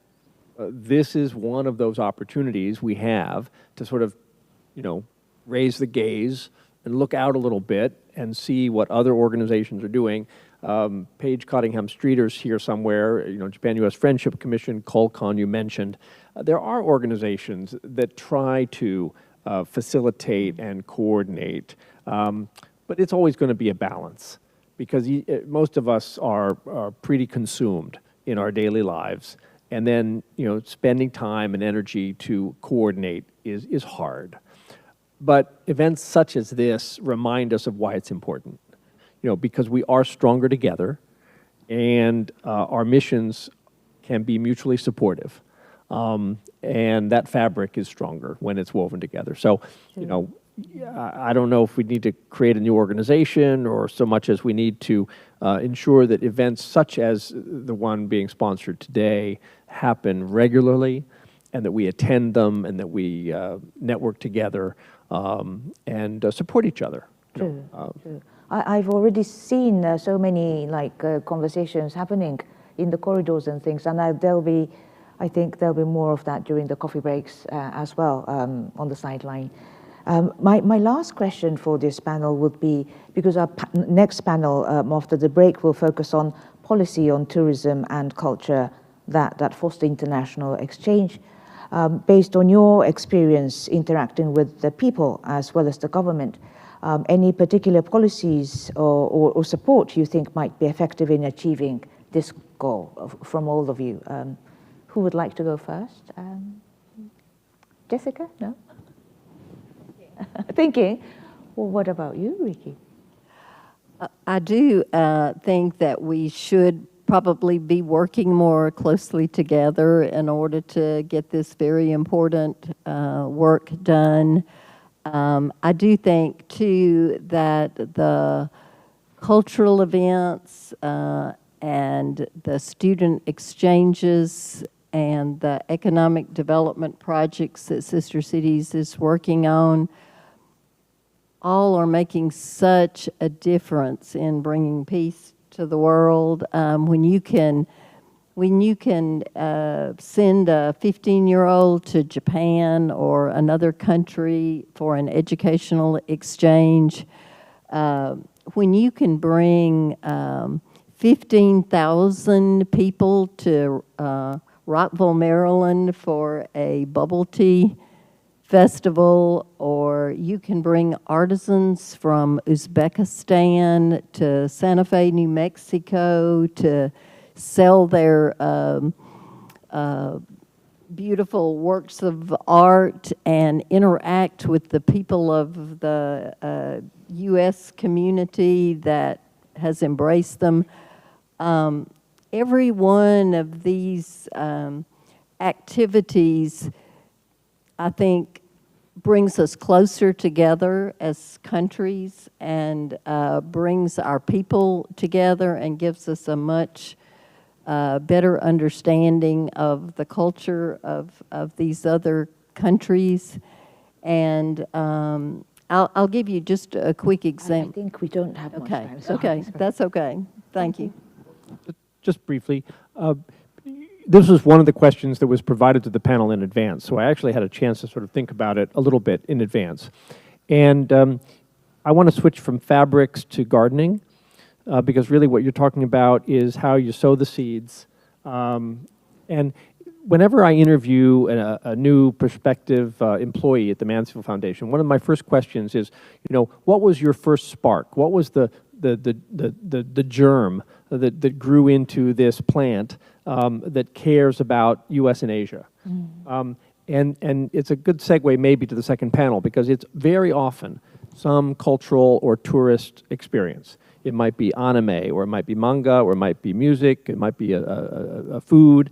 But the grass tips that I'm working with at the Mansfield Foundation, they started in the ground as seeds that were nurtured often through a early life experience. So I'll give a shout out to my wife, who runs a nonprofit in Baltimore called Be More Global. So they take junior high school students overseas for their first trip abroad, right? And they're 13 years old, and their brains are full of curious questions and energy, and they come back from those trips transformed in their understanding of who they are as people, what Baltimore is as a city, and whatever foreign country it is that they went to. And so the short answer to your question, I think it's about early connection, early exposure to foreign culture, language, through either tourism, food, arts. That's the spark. Okay. And then we get the experts later. Okay, thank you. So the question is, what can governments do to support tourism culture?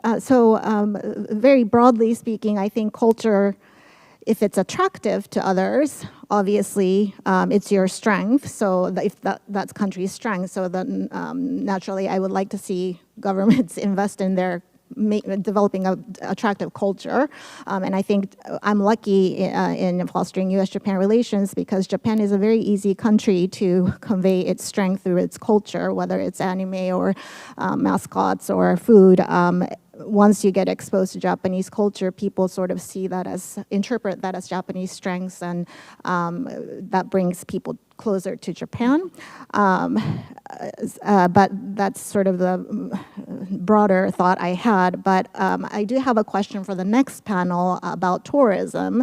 And we know that tourism has grown exponentially in Japan and some other countries, but it has also become associated with disrespectful behavior and have led to anti-foreigner sentiments, becoming more of a problem than a solution, it seems. So I would be curious to know what experts think about how to address that issue of excess or over tourism so that it can become a positive influence on international relations. Okay, thank you. I'd like to jump in and say that I think tourism and cultural exchange are absolutely, what creates a more globalized and globally in touch next generation. But it also has to be accessible, and not everybody has the means and the resources to go abroad. And so there's kind of been this little bit of sprinkling talk of AI, and so I know that we all probably in this room can agree that these really human, like three-dimensional interactions are really what cultural exchange and those people-to-people relationships are built on. But when you have people that can't access that type of cultural exchange, I think we do need to look at other ways to facilitate these types of interactions. And that doesn't mean that everything has to happen on Zoom, but we need to be creative as humans to think outside the box now that we have AI, now that we have all of this, all of these other things that are kind of coming online. How do we utilize them to make cultural exchange more accessible for the people that can't actually get to that country in the flesh? True. Thank you very much. Thank you very much to our panelists. I think, like many of you, I do have more respect on your continued work over the years, regardless of the changes that are happening around us. And the views on the future prospects of international exchange illuminated how we may overcome challenges. And that process of addressing the challenges, like Jessica mentioned, and be creative about it, in themselves contributes to strengthening the Japan-US relations, I thought. And during the next panel, we'll be discussing about some of the recommendations and the ideas that were discussed in this panel. So everybody, please give a big round of applause to our panelists. Thank you very much.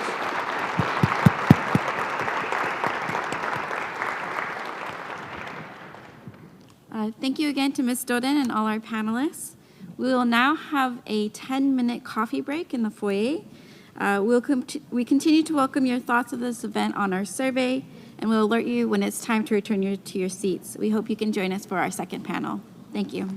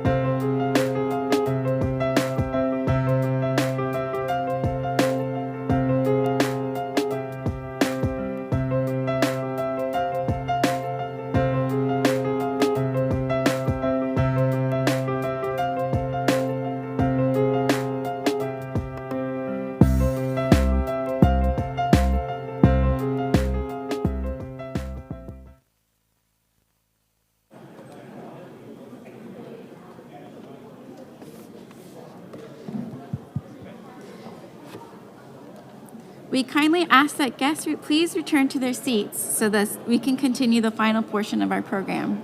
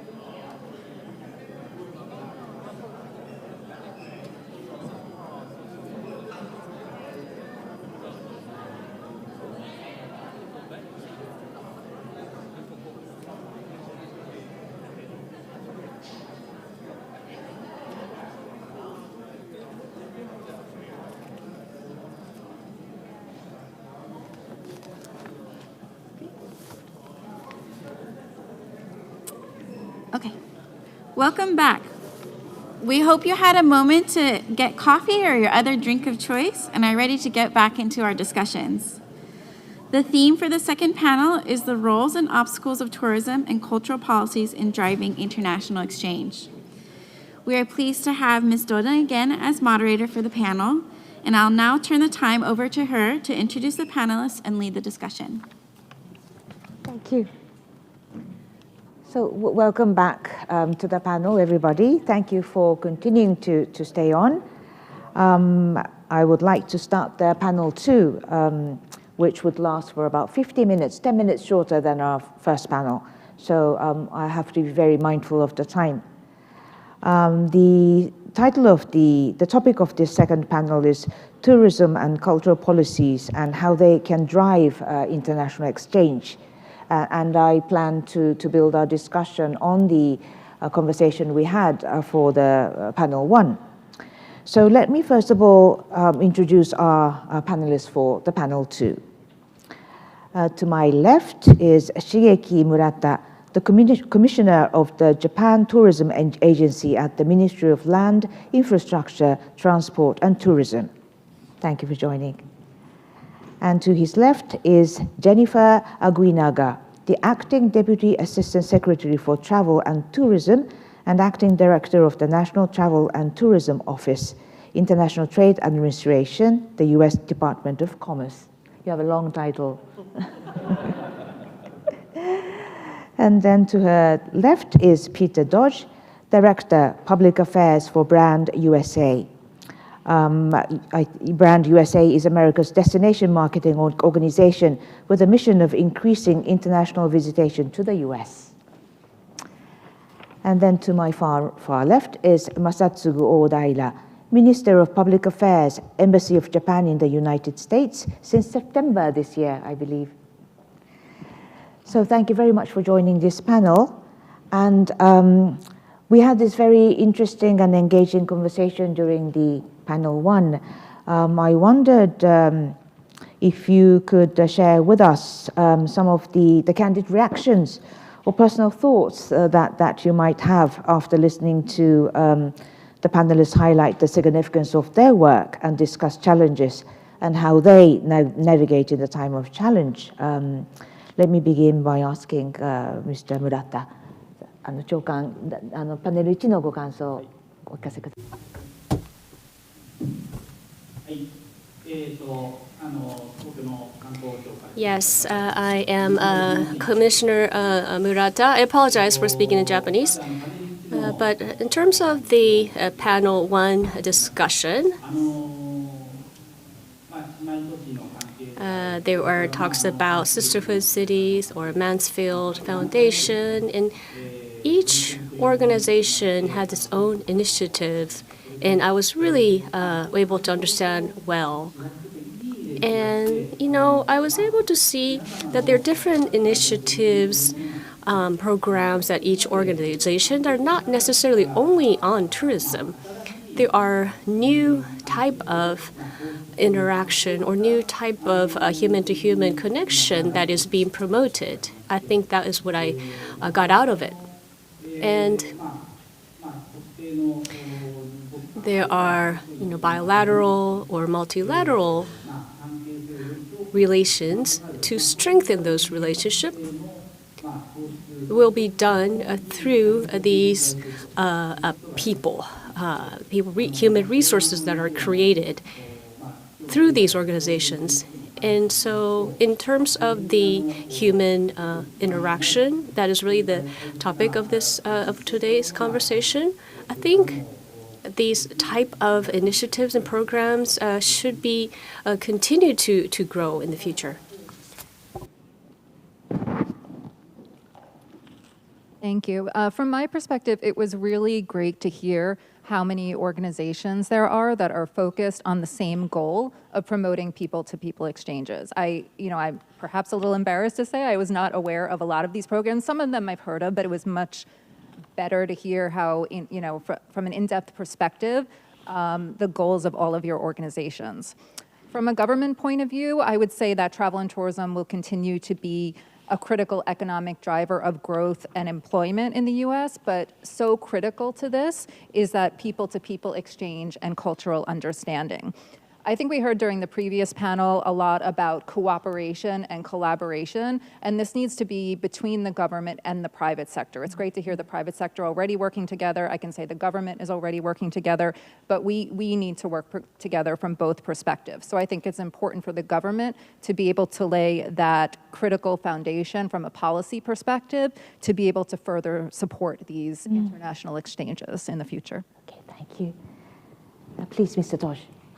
Thank you. I think that the most important takeaway from that is that diplomacy happens in so many different forms and is so important to the friendship and the relationship that we have with nations across the globe, including our strong friendship with Japan.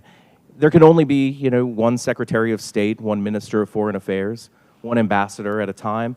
But there are so many other wonderful ambassadors for our country, for the country of Japan, and so many countries around the world that can interact with each other on a daily basis, on an everyday basis, to further the relationship, the economic ties, and the cultural ties between our two countries. So I'm very, very delighted by the work going on with the colleagues that were up here earlier on panel one.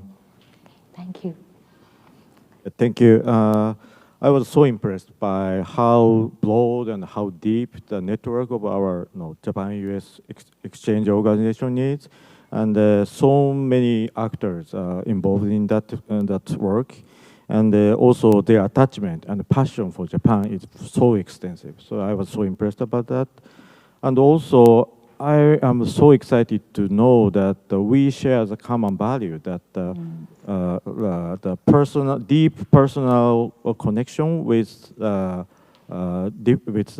different cultures and different peoples enrich our lives in countless ways. So we all probably have the same experience.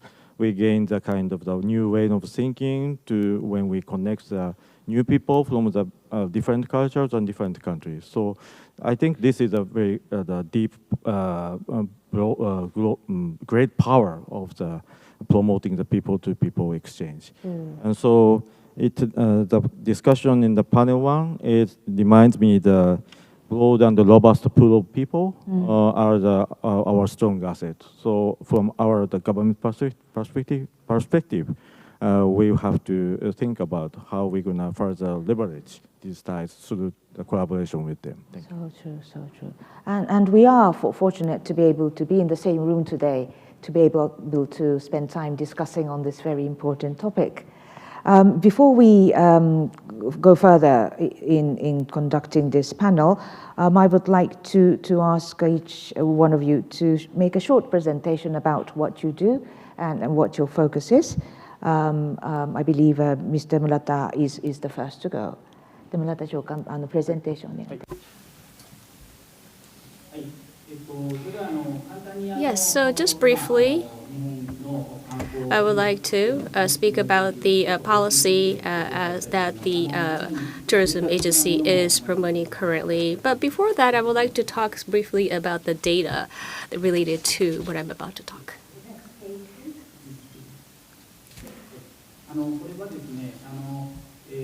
And so this shows the inbound and outbound travel markets in Japan. The red line shows the inbound tourists, meaning non-Japanese tourists coming into Japan.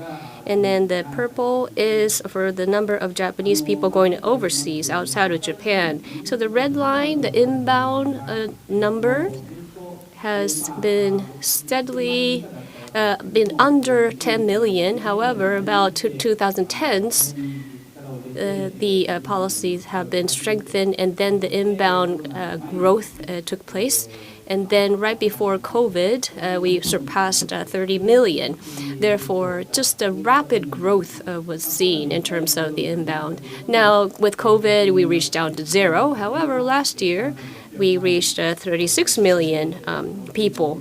So we're really inching towards 40 million tourists into Japan. There's really a growth, a rapid growth in these numbers. On the other hand, in terms of the outbound numbers, before COVID, it was about 37 million. After COVID, we're still struggling to get back to the pre-COVID level. Next page, please. Now it shows the U.S. and Japan relations. The red one is the inbound looking from Japan. So for U.S. Americans, there are more Americans coming to Japan after COVID. So in 2024, there was 2.77 million Americans who came to Japan. So there's a 33% growth year over year. And this year, until October, there's already 27.3 million. Therefore, we are just surpassing last year's growth. So Japan is quite a popular tourist destination. On the other hand, for outbound from Japan to going overseas, just as I mentioned earlier, in the overall growth, we're still in the 1 million level. So this is the area that we need to still grow. Next page, please. And here, I'd like to talk about Japan's current tourism policies. There is something called the basic policy, and I apologize for the small font, but this is made in 2023, a 3-year plan. And so if you can see in the boxes area, basically from the recovery from after COVID is somewhat of a goal that we have set forth, and therefore we're trying to achieve main goals. There are namely sustainable tourism, and also to expand tourist spending, and also to promote regional tourism. So these are the 3 pillars. And so this is the policy until 2025, and we're currently working on the future plan. Next slide. So I apologize again for these small text, but the biggest problem is, if you can look into the right side, what is being discussed currently is that we are calling it policy pillars. So if you look at the very top of this table, there is a very rapid growth of the inbound tourists. And then there are many domestic issues that are accompanied by this growth, which is called over-tourism. So the local people are being affected by this excessive level of tourism. Therefore, we need to strike a really good balance. And this is an area where the next 5-year policy is going to focus on. And so for us, while we still grow the inbound numbers, we still need to balance out with the everyday lives of the local residents in Japan. That is all from me. Would you like to go ahead, Jennifer? Thank you so much, and thank you for the opportunity to be with you here today. As you heard from my very long title, I represent the National Travel and Tourism Office, which is in the U.S. Department of Commerce's International Trade Administration. So we have a very unique role within the federal government. We serve as the main point of contact for all travel and tourism policy and research. Our office is working on initiatives to advance progress under our U.S. National Travel and Tourism Strategy, which has the goal of welcoming 90 million international visitors to the United States by 2027. So under this strategy, we are focused on strengthening the competitiveness of the United States as an international travel destination, and also with welcoming a record number of international visitors to the U.S. to see everything we have to offer, including our people. So to achieve these goals, we have a couple of different vehicles. First, one of the activities of our office, as I mentioned, is to produce the official data on international visitation and spending in the United States. So that means we collect information on the characteristics of international travelers, where they go in the United States, and also the impact of tourism on jobs and GDP. So this information helps us underscore within the national government the economic importance of the travel and tourism industry, and it also provides critical intelligence to the private sector and other stakeholders to help them make decisions about which markets they should be going to.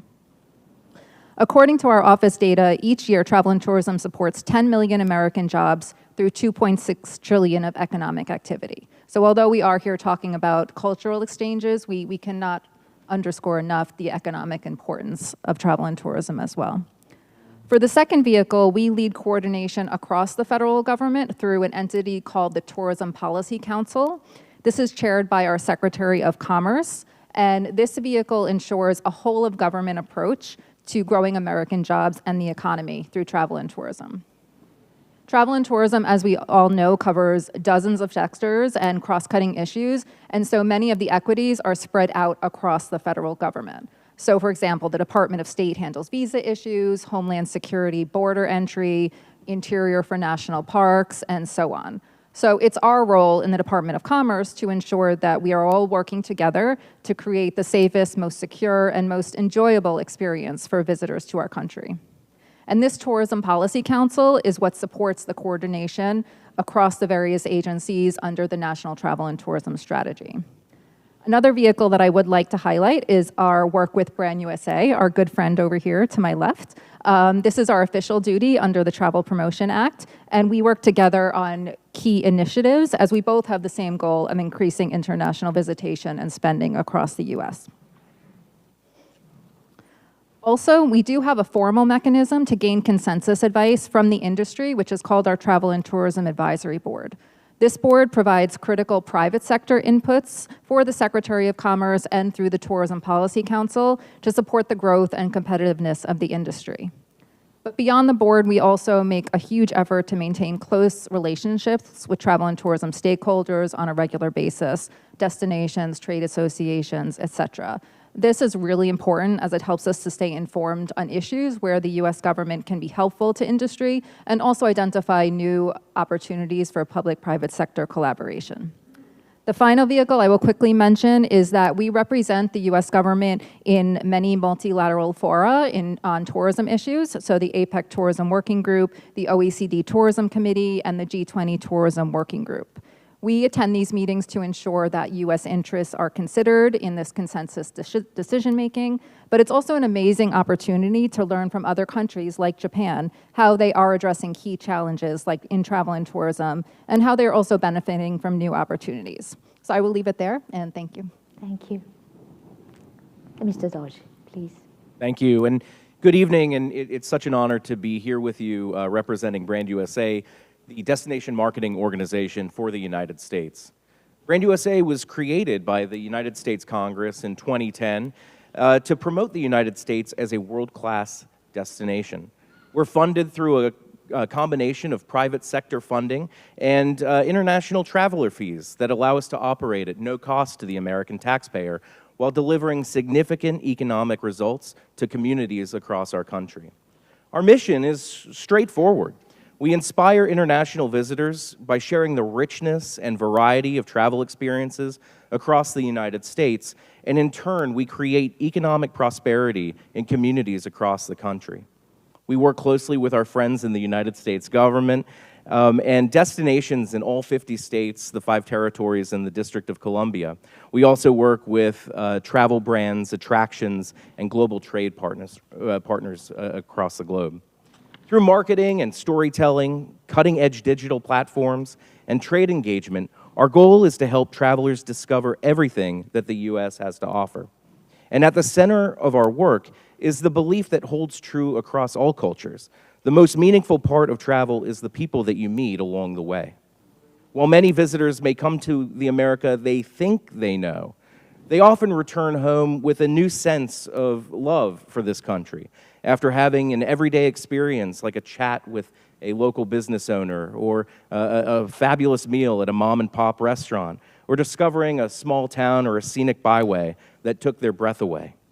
These personal moments shape how people feel about the United States long after their trip ends.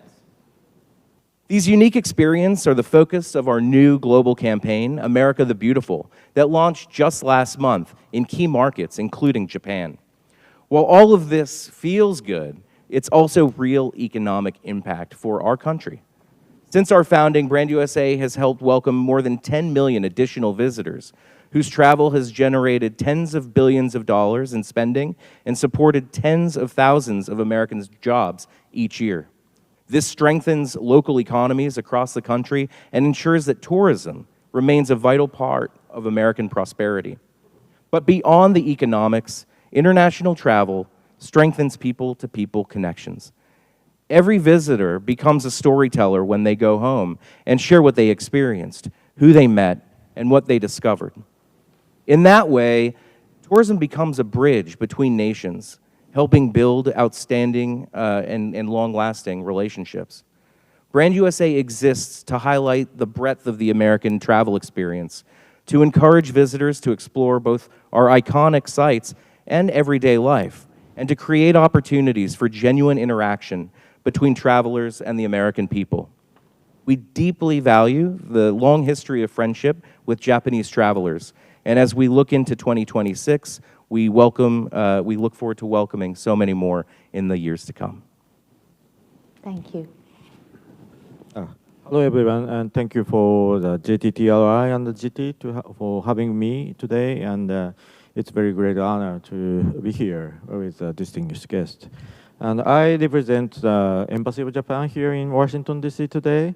And we have one embassy and 17 consulate generals or consulate office all across the United States. And I believe our mission of the public affairs is to encourage Americans to develop the stronger interest in Japan and foster more deeper understandings and trust and a sense of closeness to Japan, and which creates circumstances that allows our diplomacy to be carried out more smoothly or more effectively.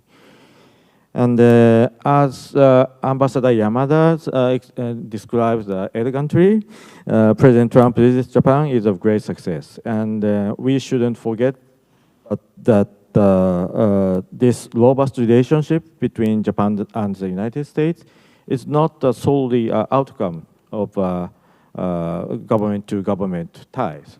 It is upheld by the multi-layered people-to-people ties through personal exchanges and mutual trust between the people of Japan and the United States. So that is the reason why the people-to-people exchange matters, and that is the reason why we as the embassy prioritize this greatly. And when we look at how Americans view Japan right now, things are overwhelmingly positive. So according to the latest polls, about 90% of Americans have a favorable view of Japan. So this is or because of the Japanese cuisine or anime or other like athletes, Otani or Yamamoto. And these are the very contributors to our soft powers. But at the same time, we shouldn't take it for granted. So our continuous efforts should be necessary. And again, the cultural exchange and the mutual trust are rooted in the people, not something made up the government or politics. So having said that, we embassy definitely have a role that only can play. So I think we have three strong points. Maybe we can good at. That one is we have a wide network and broader representative all across the United States. And the second is we have a convening power, get people together among the different groups. And I think third one is we can help to create some momentum or make an attractive story that the people want to join. So like 250th anniversary of the United States, and we present 250 cherry blossom trees as a gift. So that is kind of our strong point. So I'm very looking forward to today's discussion with further discuss this point. Thank you. Thank you. I want to draw your attention to some of the questions that were submitted by the registered participants. One that dealt with the enhancing the people-to-people connection and programs. He or she asks, what are some programs or initiatives that you would consider to be most beneficial to further cross-cultural understanding and communication currently? I understand that this question means that in your respective countries, do you identify any like policies or initiatives that go to expand people-to-people exchange? Would you be able to specify or share with us some of the examples? This question goes to, firstly, to Ms. Aguinaga. Please, Jennifer. Sure, thank you so much. Yeah, you know, people-to-people exchange is definitely a priority under our national travel and tourism strategy. I think one perfect example of this is the U.S. Japan Tourism Year, which just finished this March. This, we would say, was a huge success and a perfect example of the type of exchange that continues to be needed. This was a whole of government effort. It was initiated by our ambassador who was in Japan at the time. And Ricky is nodding her head, and I know she probably knows well about this initiative because I know that of the 400 and so sister city relationships the U.S. and Japan have, over 200 of those held events under the banner of the U.S. Japan Tourism Year. And so I think what is so special about initiatives like this is that it provides an opportunity. The government is laying the foundation, but providing an opportunity for businesses, destinations, communities at all levels to take part in this. So there's no barrier to entry. It's just almost a huge celebration of U.S. Japanese culture. And Brand USA may want to add on, they were an integral part of this initiative. They even created a logo, which was amazing. What is it like?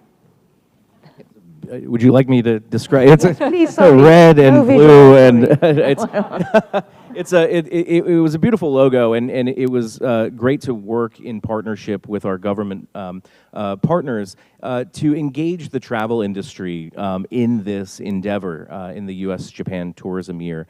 And throughout the course of the year, we did a lot of wonderful things, especially as it relates to engaging the Japanese travel trade, the tour operators and travel agents, together with United States destinations and travel businesses to give exposure to new destinations that might not be top of mind for the Japanese traveler. And so by engaging our U.S. destinations, bringing them to Tokyo for sales missions, engaging travel agents with trainings, we're really broadening the perspective that so many different people, whether you're a destination here in the United States who's getting their feet wet for the first time in the Japanese market, or a Japanese tour operator saying, aha, I think that I can develop product for locations that aren't necessarily part of a typical Japanese itinerary. And by doing that, we're able to bring so many different people closer together in those people-to-people exchanges, and getting outside of the notion that every trip has to be an opportunity to take pictures of iconic places, but to really have an authentic American experience while you're here in this country, get off the beaten path a little bit, and really take a valuable memory and experience home with you to share with your neighbors and hopefully come back again and again. 次、村田長官に伺いますけれども、質問の中で、現在異文化理解や交流を促進する上で最も有益だとお考えのプログラムや取り組みはどのようなものですかという質問がありました。観光との接点もあるとは思うんですけれども、人材交流、国際理解を促進するような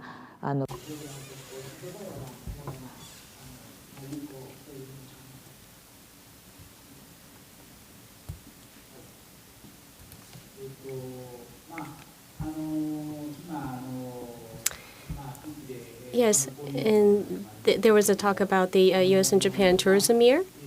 But you see, for me, based on my own personal experience, when you're young, to be exposed to, overseas culture or to be exposed to just a different, foreign aspect of anything, I think that speaks volume. So, for instance, for high school students or middle school students to travel overseas as a school trip, or to have more of like a training program overseas, I think these are areas that can be fostered further. And so these are areas where the government can, cooperate financially. And that's how the people of the nation can further their understanding of other countries. The Japanese embassy here has a kind of a cultural outpost in town where you do get immersed in Japanese culture. Would you be able to elaborate on it a little? Thank you very much. Yes, we have JICC, the Japan Information and Cultural Center, separate from the embassy. This is mainly we have lots of events such as lectures, movies, or exhibitions about Japanese culture time to time. So this is a very good deliberation for the Japanese culture. And also, our strong point is a convening power. So in that sense, we very often have a reception as the ambassador's residence to get people together.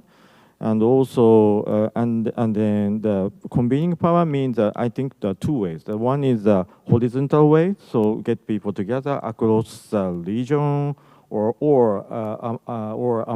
between the different groups which are related to the involved, engaging to the Japan-U.S. people-to-people exchange. But also, we have have to engage, connect the people vertically. That means beyond the generation. So more introduce more young people to local society and create refresh the activities, and from the young generation viewpoint, we can have that kind of support. Yeah. Thank you. I would like to draw your attention to some of the recommendations made during the panel one from the panelists on the tourism and culture policies. I wonder if there are any initiatives that respond to their views and recommendations. I think one of it was over tourism and how we deal with it, whether we can learn from, whether Japan can learn lessons from, whether US can provide any lessons to Japan, or how do we deal with that. And there was also a recommendation that there should be like early exposure, which Mr. Murata had eloquently referred to. I wonder if our panelists have any insights that you might want to share with regards to their recommendation on any of the issues. Maybe Mr. Doge and Mr. Aguinaga. Sure. I think that it's important to meet travelers where they're at.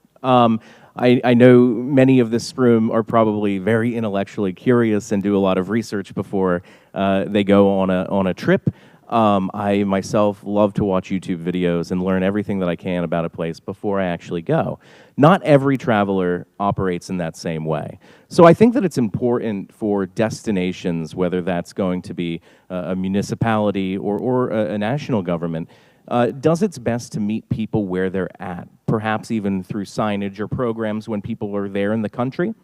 to make sure that they know what the best cultural practices are. And visitor dispersion is also a very important part of that as well.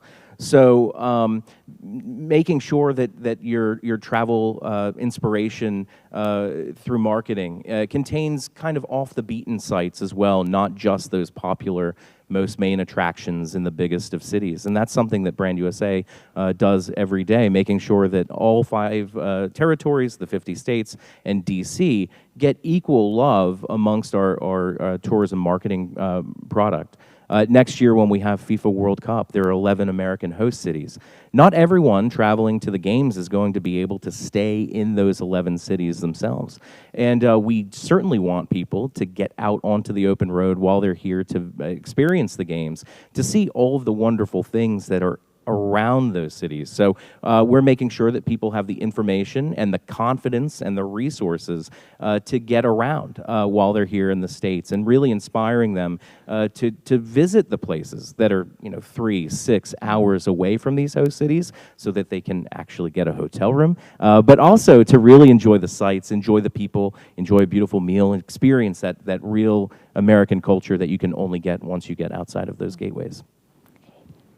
And I would just build a little bit on what Peter was saying. I think we're definitely on the same wavelength. From the government perspective, the answer is not to limit tourism, as obviously, as I said at the beginning, one of the things we're trying to do is to attract as much international visitation as possible. This creates a lot of economic impact and American jobs, but we need to try to spread the tourism around the countries to the many areas that would appreciate the economic, cultural, and social benefits that come along with it. So, for example, there will always be certain national parks that an international visitor wants to see for the first time. And it's going to be hard to market away from an international visitor seeing Yellowstone or something like that. But in the same trip, perhaps the visitor who is going to New York or Los Angeles could also go to an off the beaten track destination. And that's definitely where Brand USA comes in, helping to create these itineraries that include some of these other destinations. And then also, as Peter was saying, these travelers, they see these new destinations and they go back to their home country and they spread it by word of mouth. And pretty soon, the number of destinations are expanding that international visitors want to see. But then on the other side, we also need to support tourism businesses across the country in these new and emerging destinations, so that the tourism product is ready for these international visitors. And in the Department of Commerce, we do have commercial services office across the country who can help these new businesses who are looking to engage in tourism find the markets that work best for them. Mm-hmm. Could you perhaps comment a bit on the what benefits or ripple effects just beyond the economy? I mean, I think we've been talking about it all evening or all afternoon, honestly. Just the benefits that come from this cultural to cultural exchange, people to people exchange. This is really what enables us to build this economic benefit and these diplomatic relations. I think, as one of the ambassadors was saying earlier, we cannot have these bilateral relations without this type of cultural exchange. I've been in the government for a long time. I've been in the tourism office for over a decade, and I've been through many administrations, many political situations. But what holds true for me is that tourism is always popular across the board. It is always seen as something that is positive and something that should be continued no matter what the relationship is. オーバーツーリズムなどについていかがでしょうか。その他の点でも結構ですけど。Can you talk about over tourism? Yes. So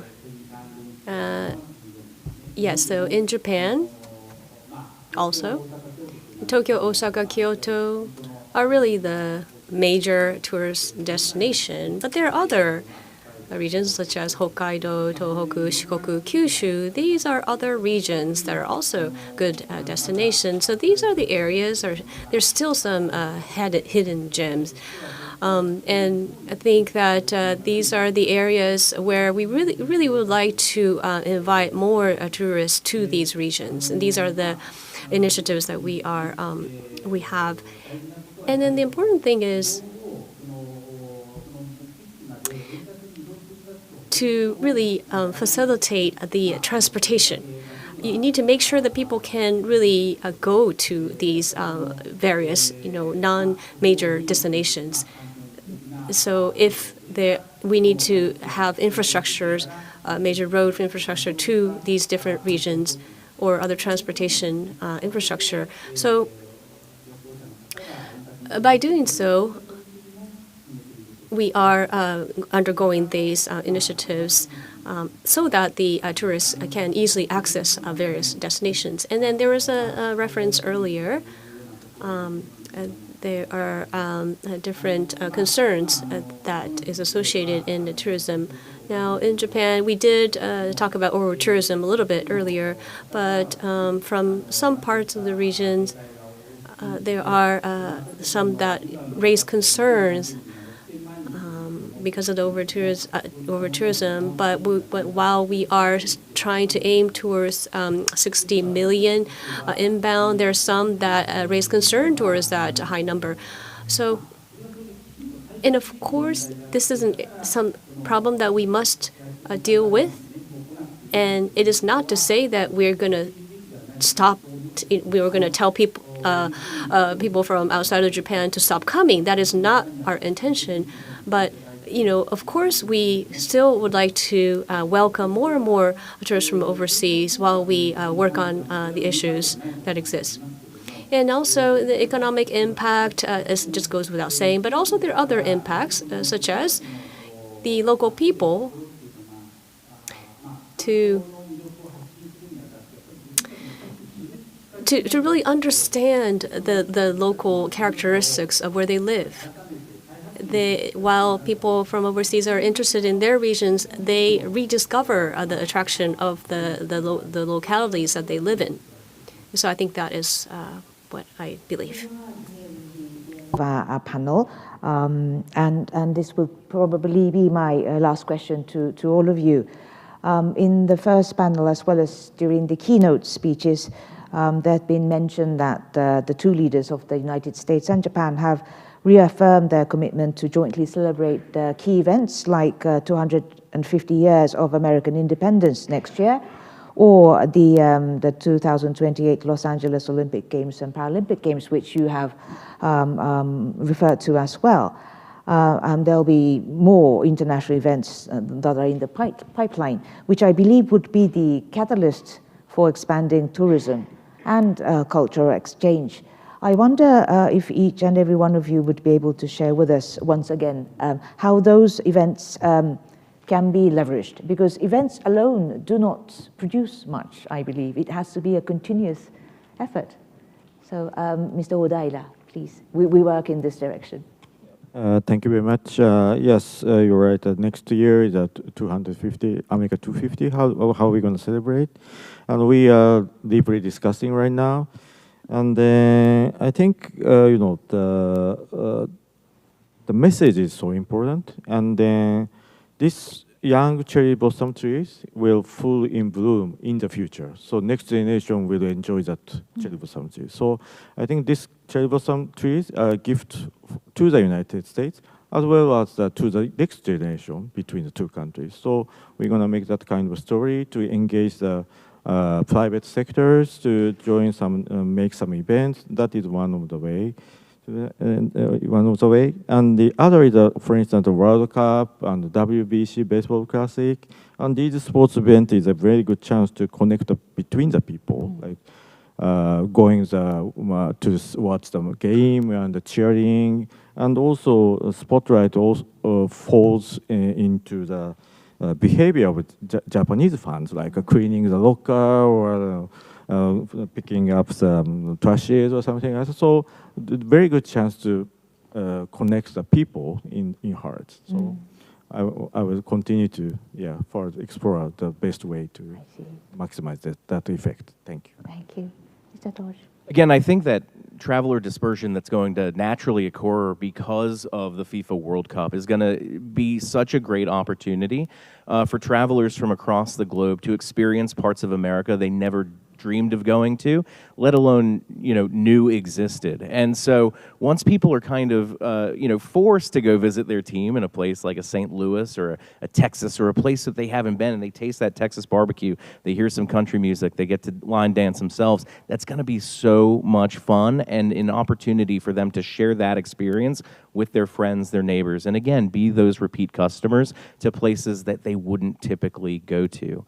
On the America 250 front, Brand USA has a strong partnership with that commission and is essentially the messaging arm for the international visitors who are either coming to the United States and might happen to visit any one of these national or state-led celebrations, or are coming particularly because they want to be here for these America 250 celebrations. And I think that that's really encouraging too, that people don't necessarily see this as a American-only celebration of revolutionary history, but rather a global celebration of 250 years of American culture and experiences that you can really only have here in the United States. And while you may celebrate them in your own country of origin, you can only have that really true, authentic experience here. And the 250th anniversary is a once-in-a-lifetime event, and so people are going to experience that, cherish that, hold that deep, and remember for a very long time of all the reasons why they do love America and keep coming back and sharing that love with others.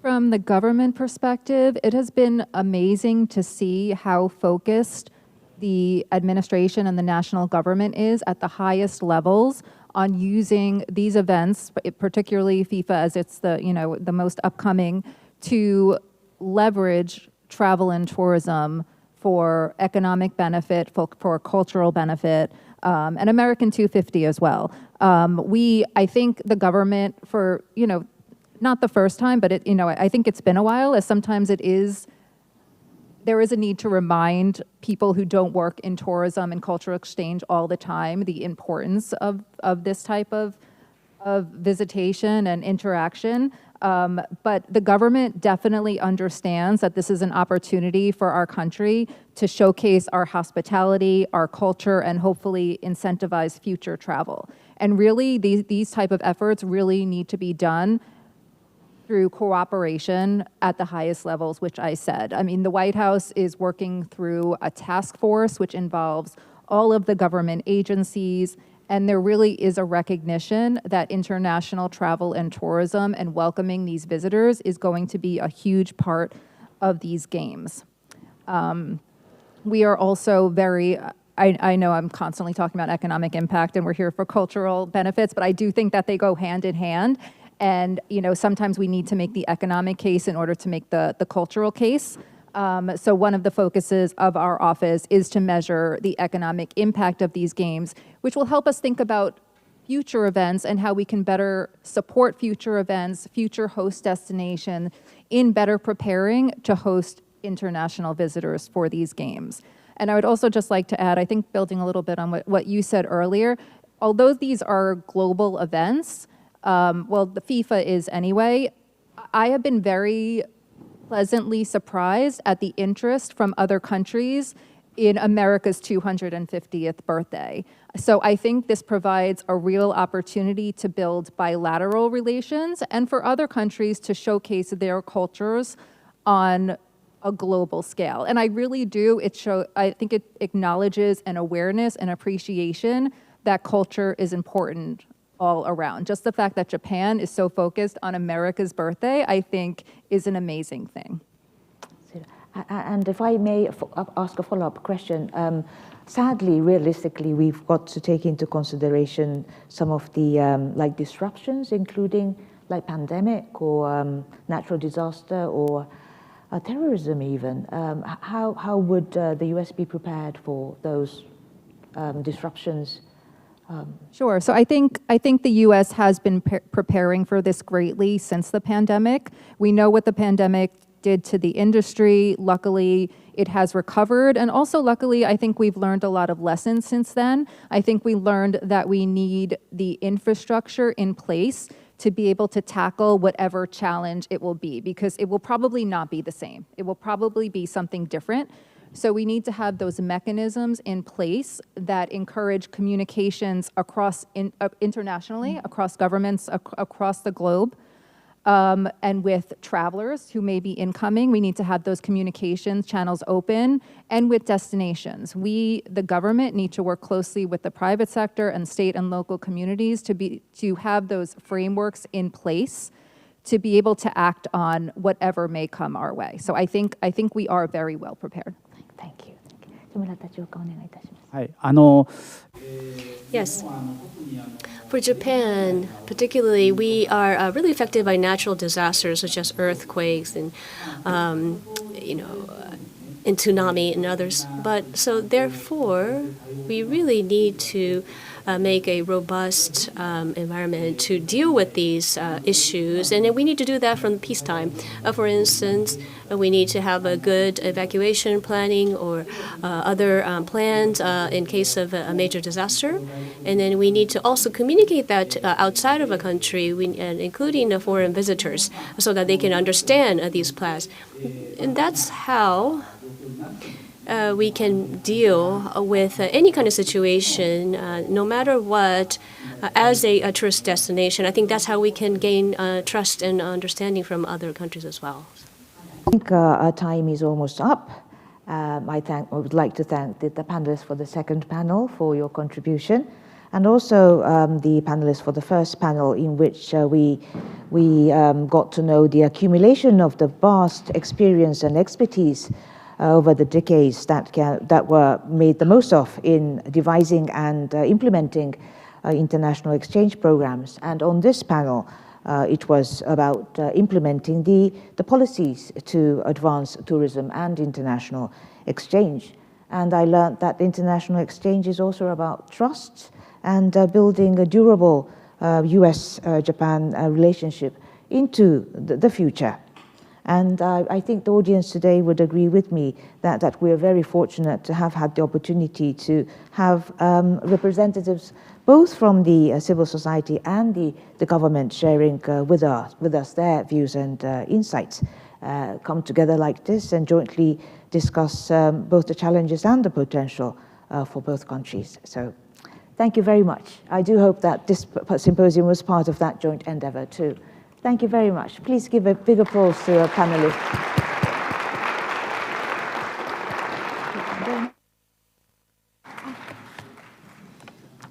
Thank you, Ms. Doda, and all our panelists for this great discussion. This is the end of the program. Please find a QR code shortly on the screen for this event. For those joining online, you can access the survey form via the URL posted in the chat. As a token of our appreciation, on-site participants who complete the survey may receive one GT swag item, which can be exchanged for a completed survey form at the table located just past the doors on the left-hand side. If you submitted your survey using the QR code, please show the confirmation screen to staff when you arrive at the table. We thank you again for your thoughts and feedback. The contents of the symposium will be up on the GTUSA website as well as on YouTube now, live. If you enjoyed the symposium and would like to stay informed, please follow us on X, LinkedIn. You can follow our mailing list. The reception will now begin in the foyer. Thank you very much again, and I hope you have a wonderful evening. Thank you.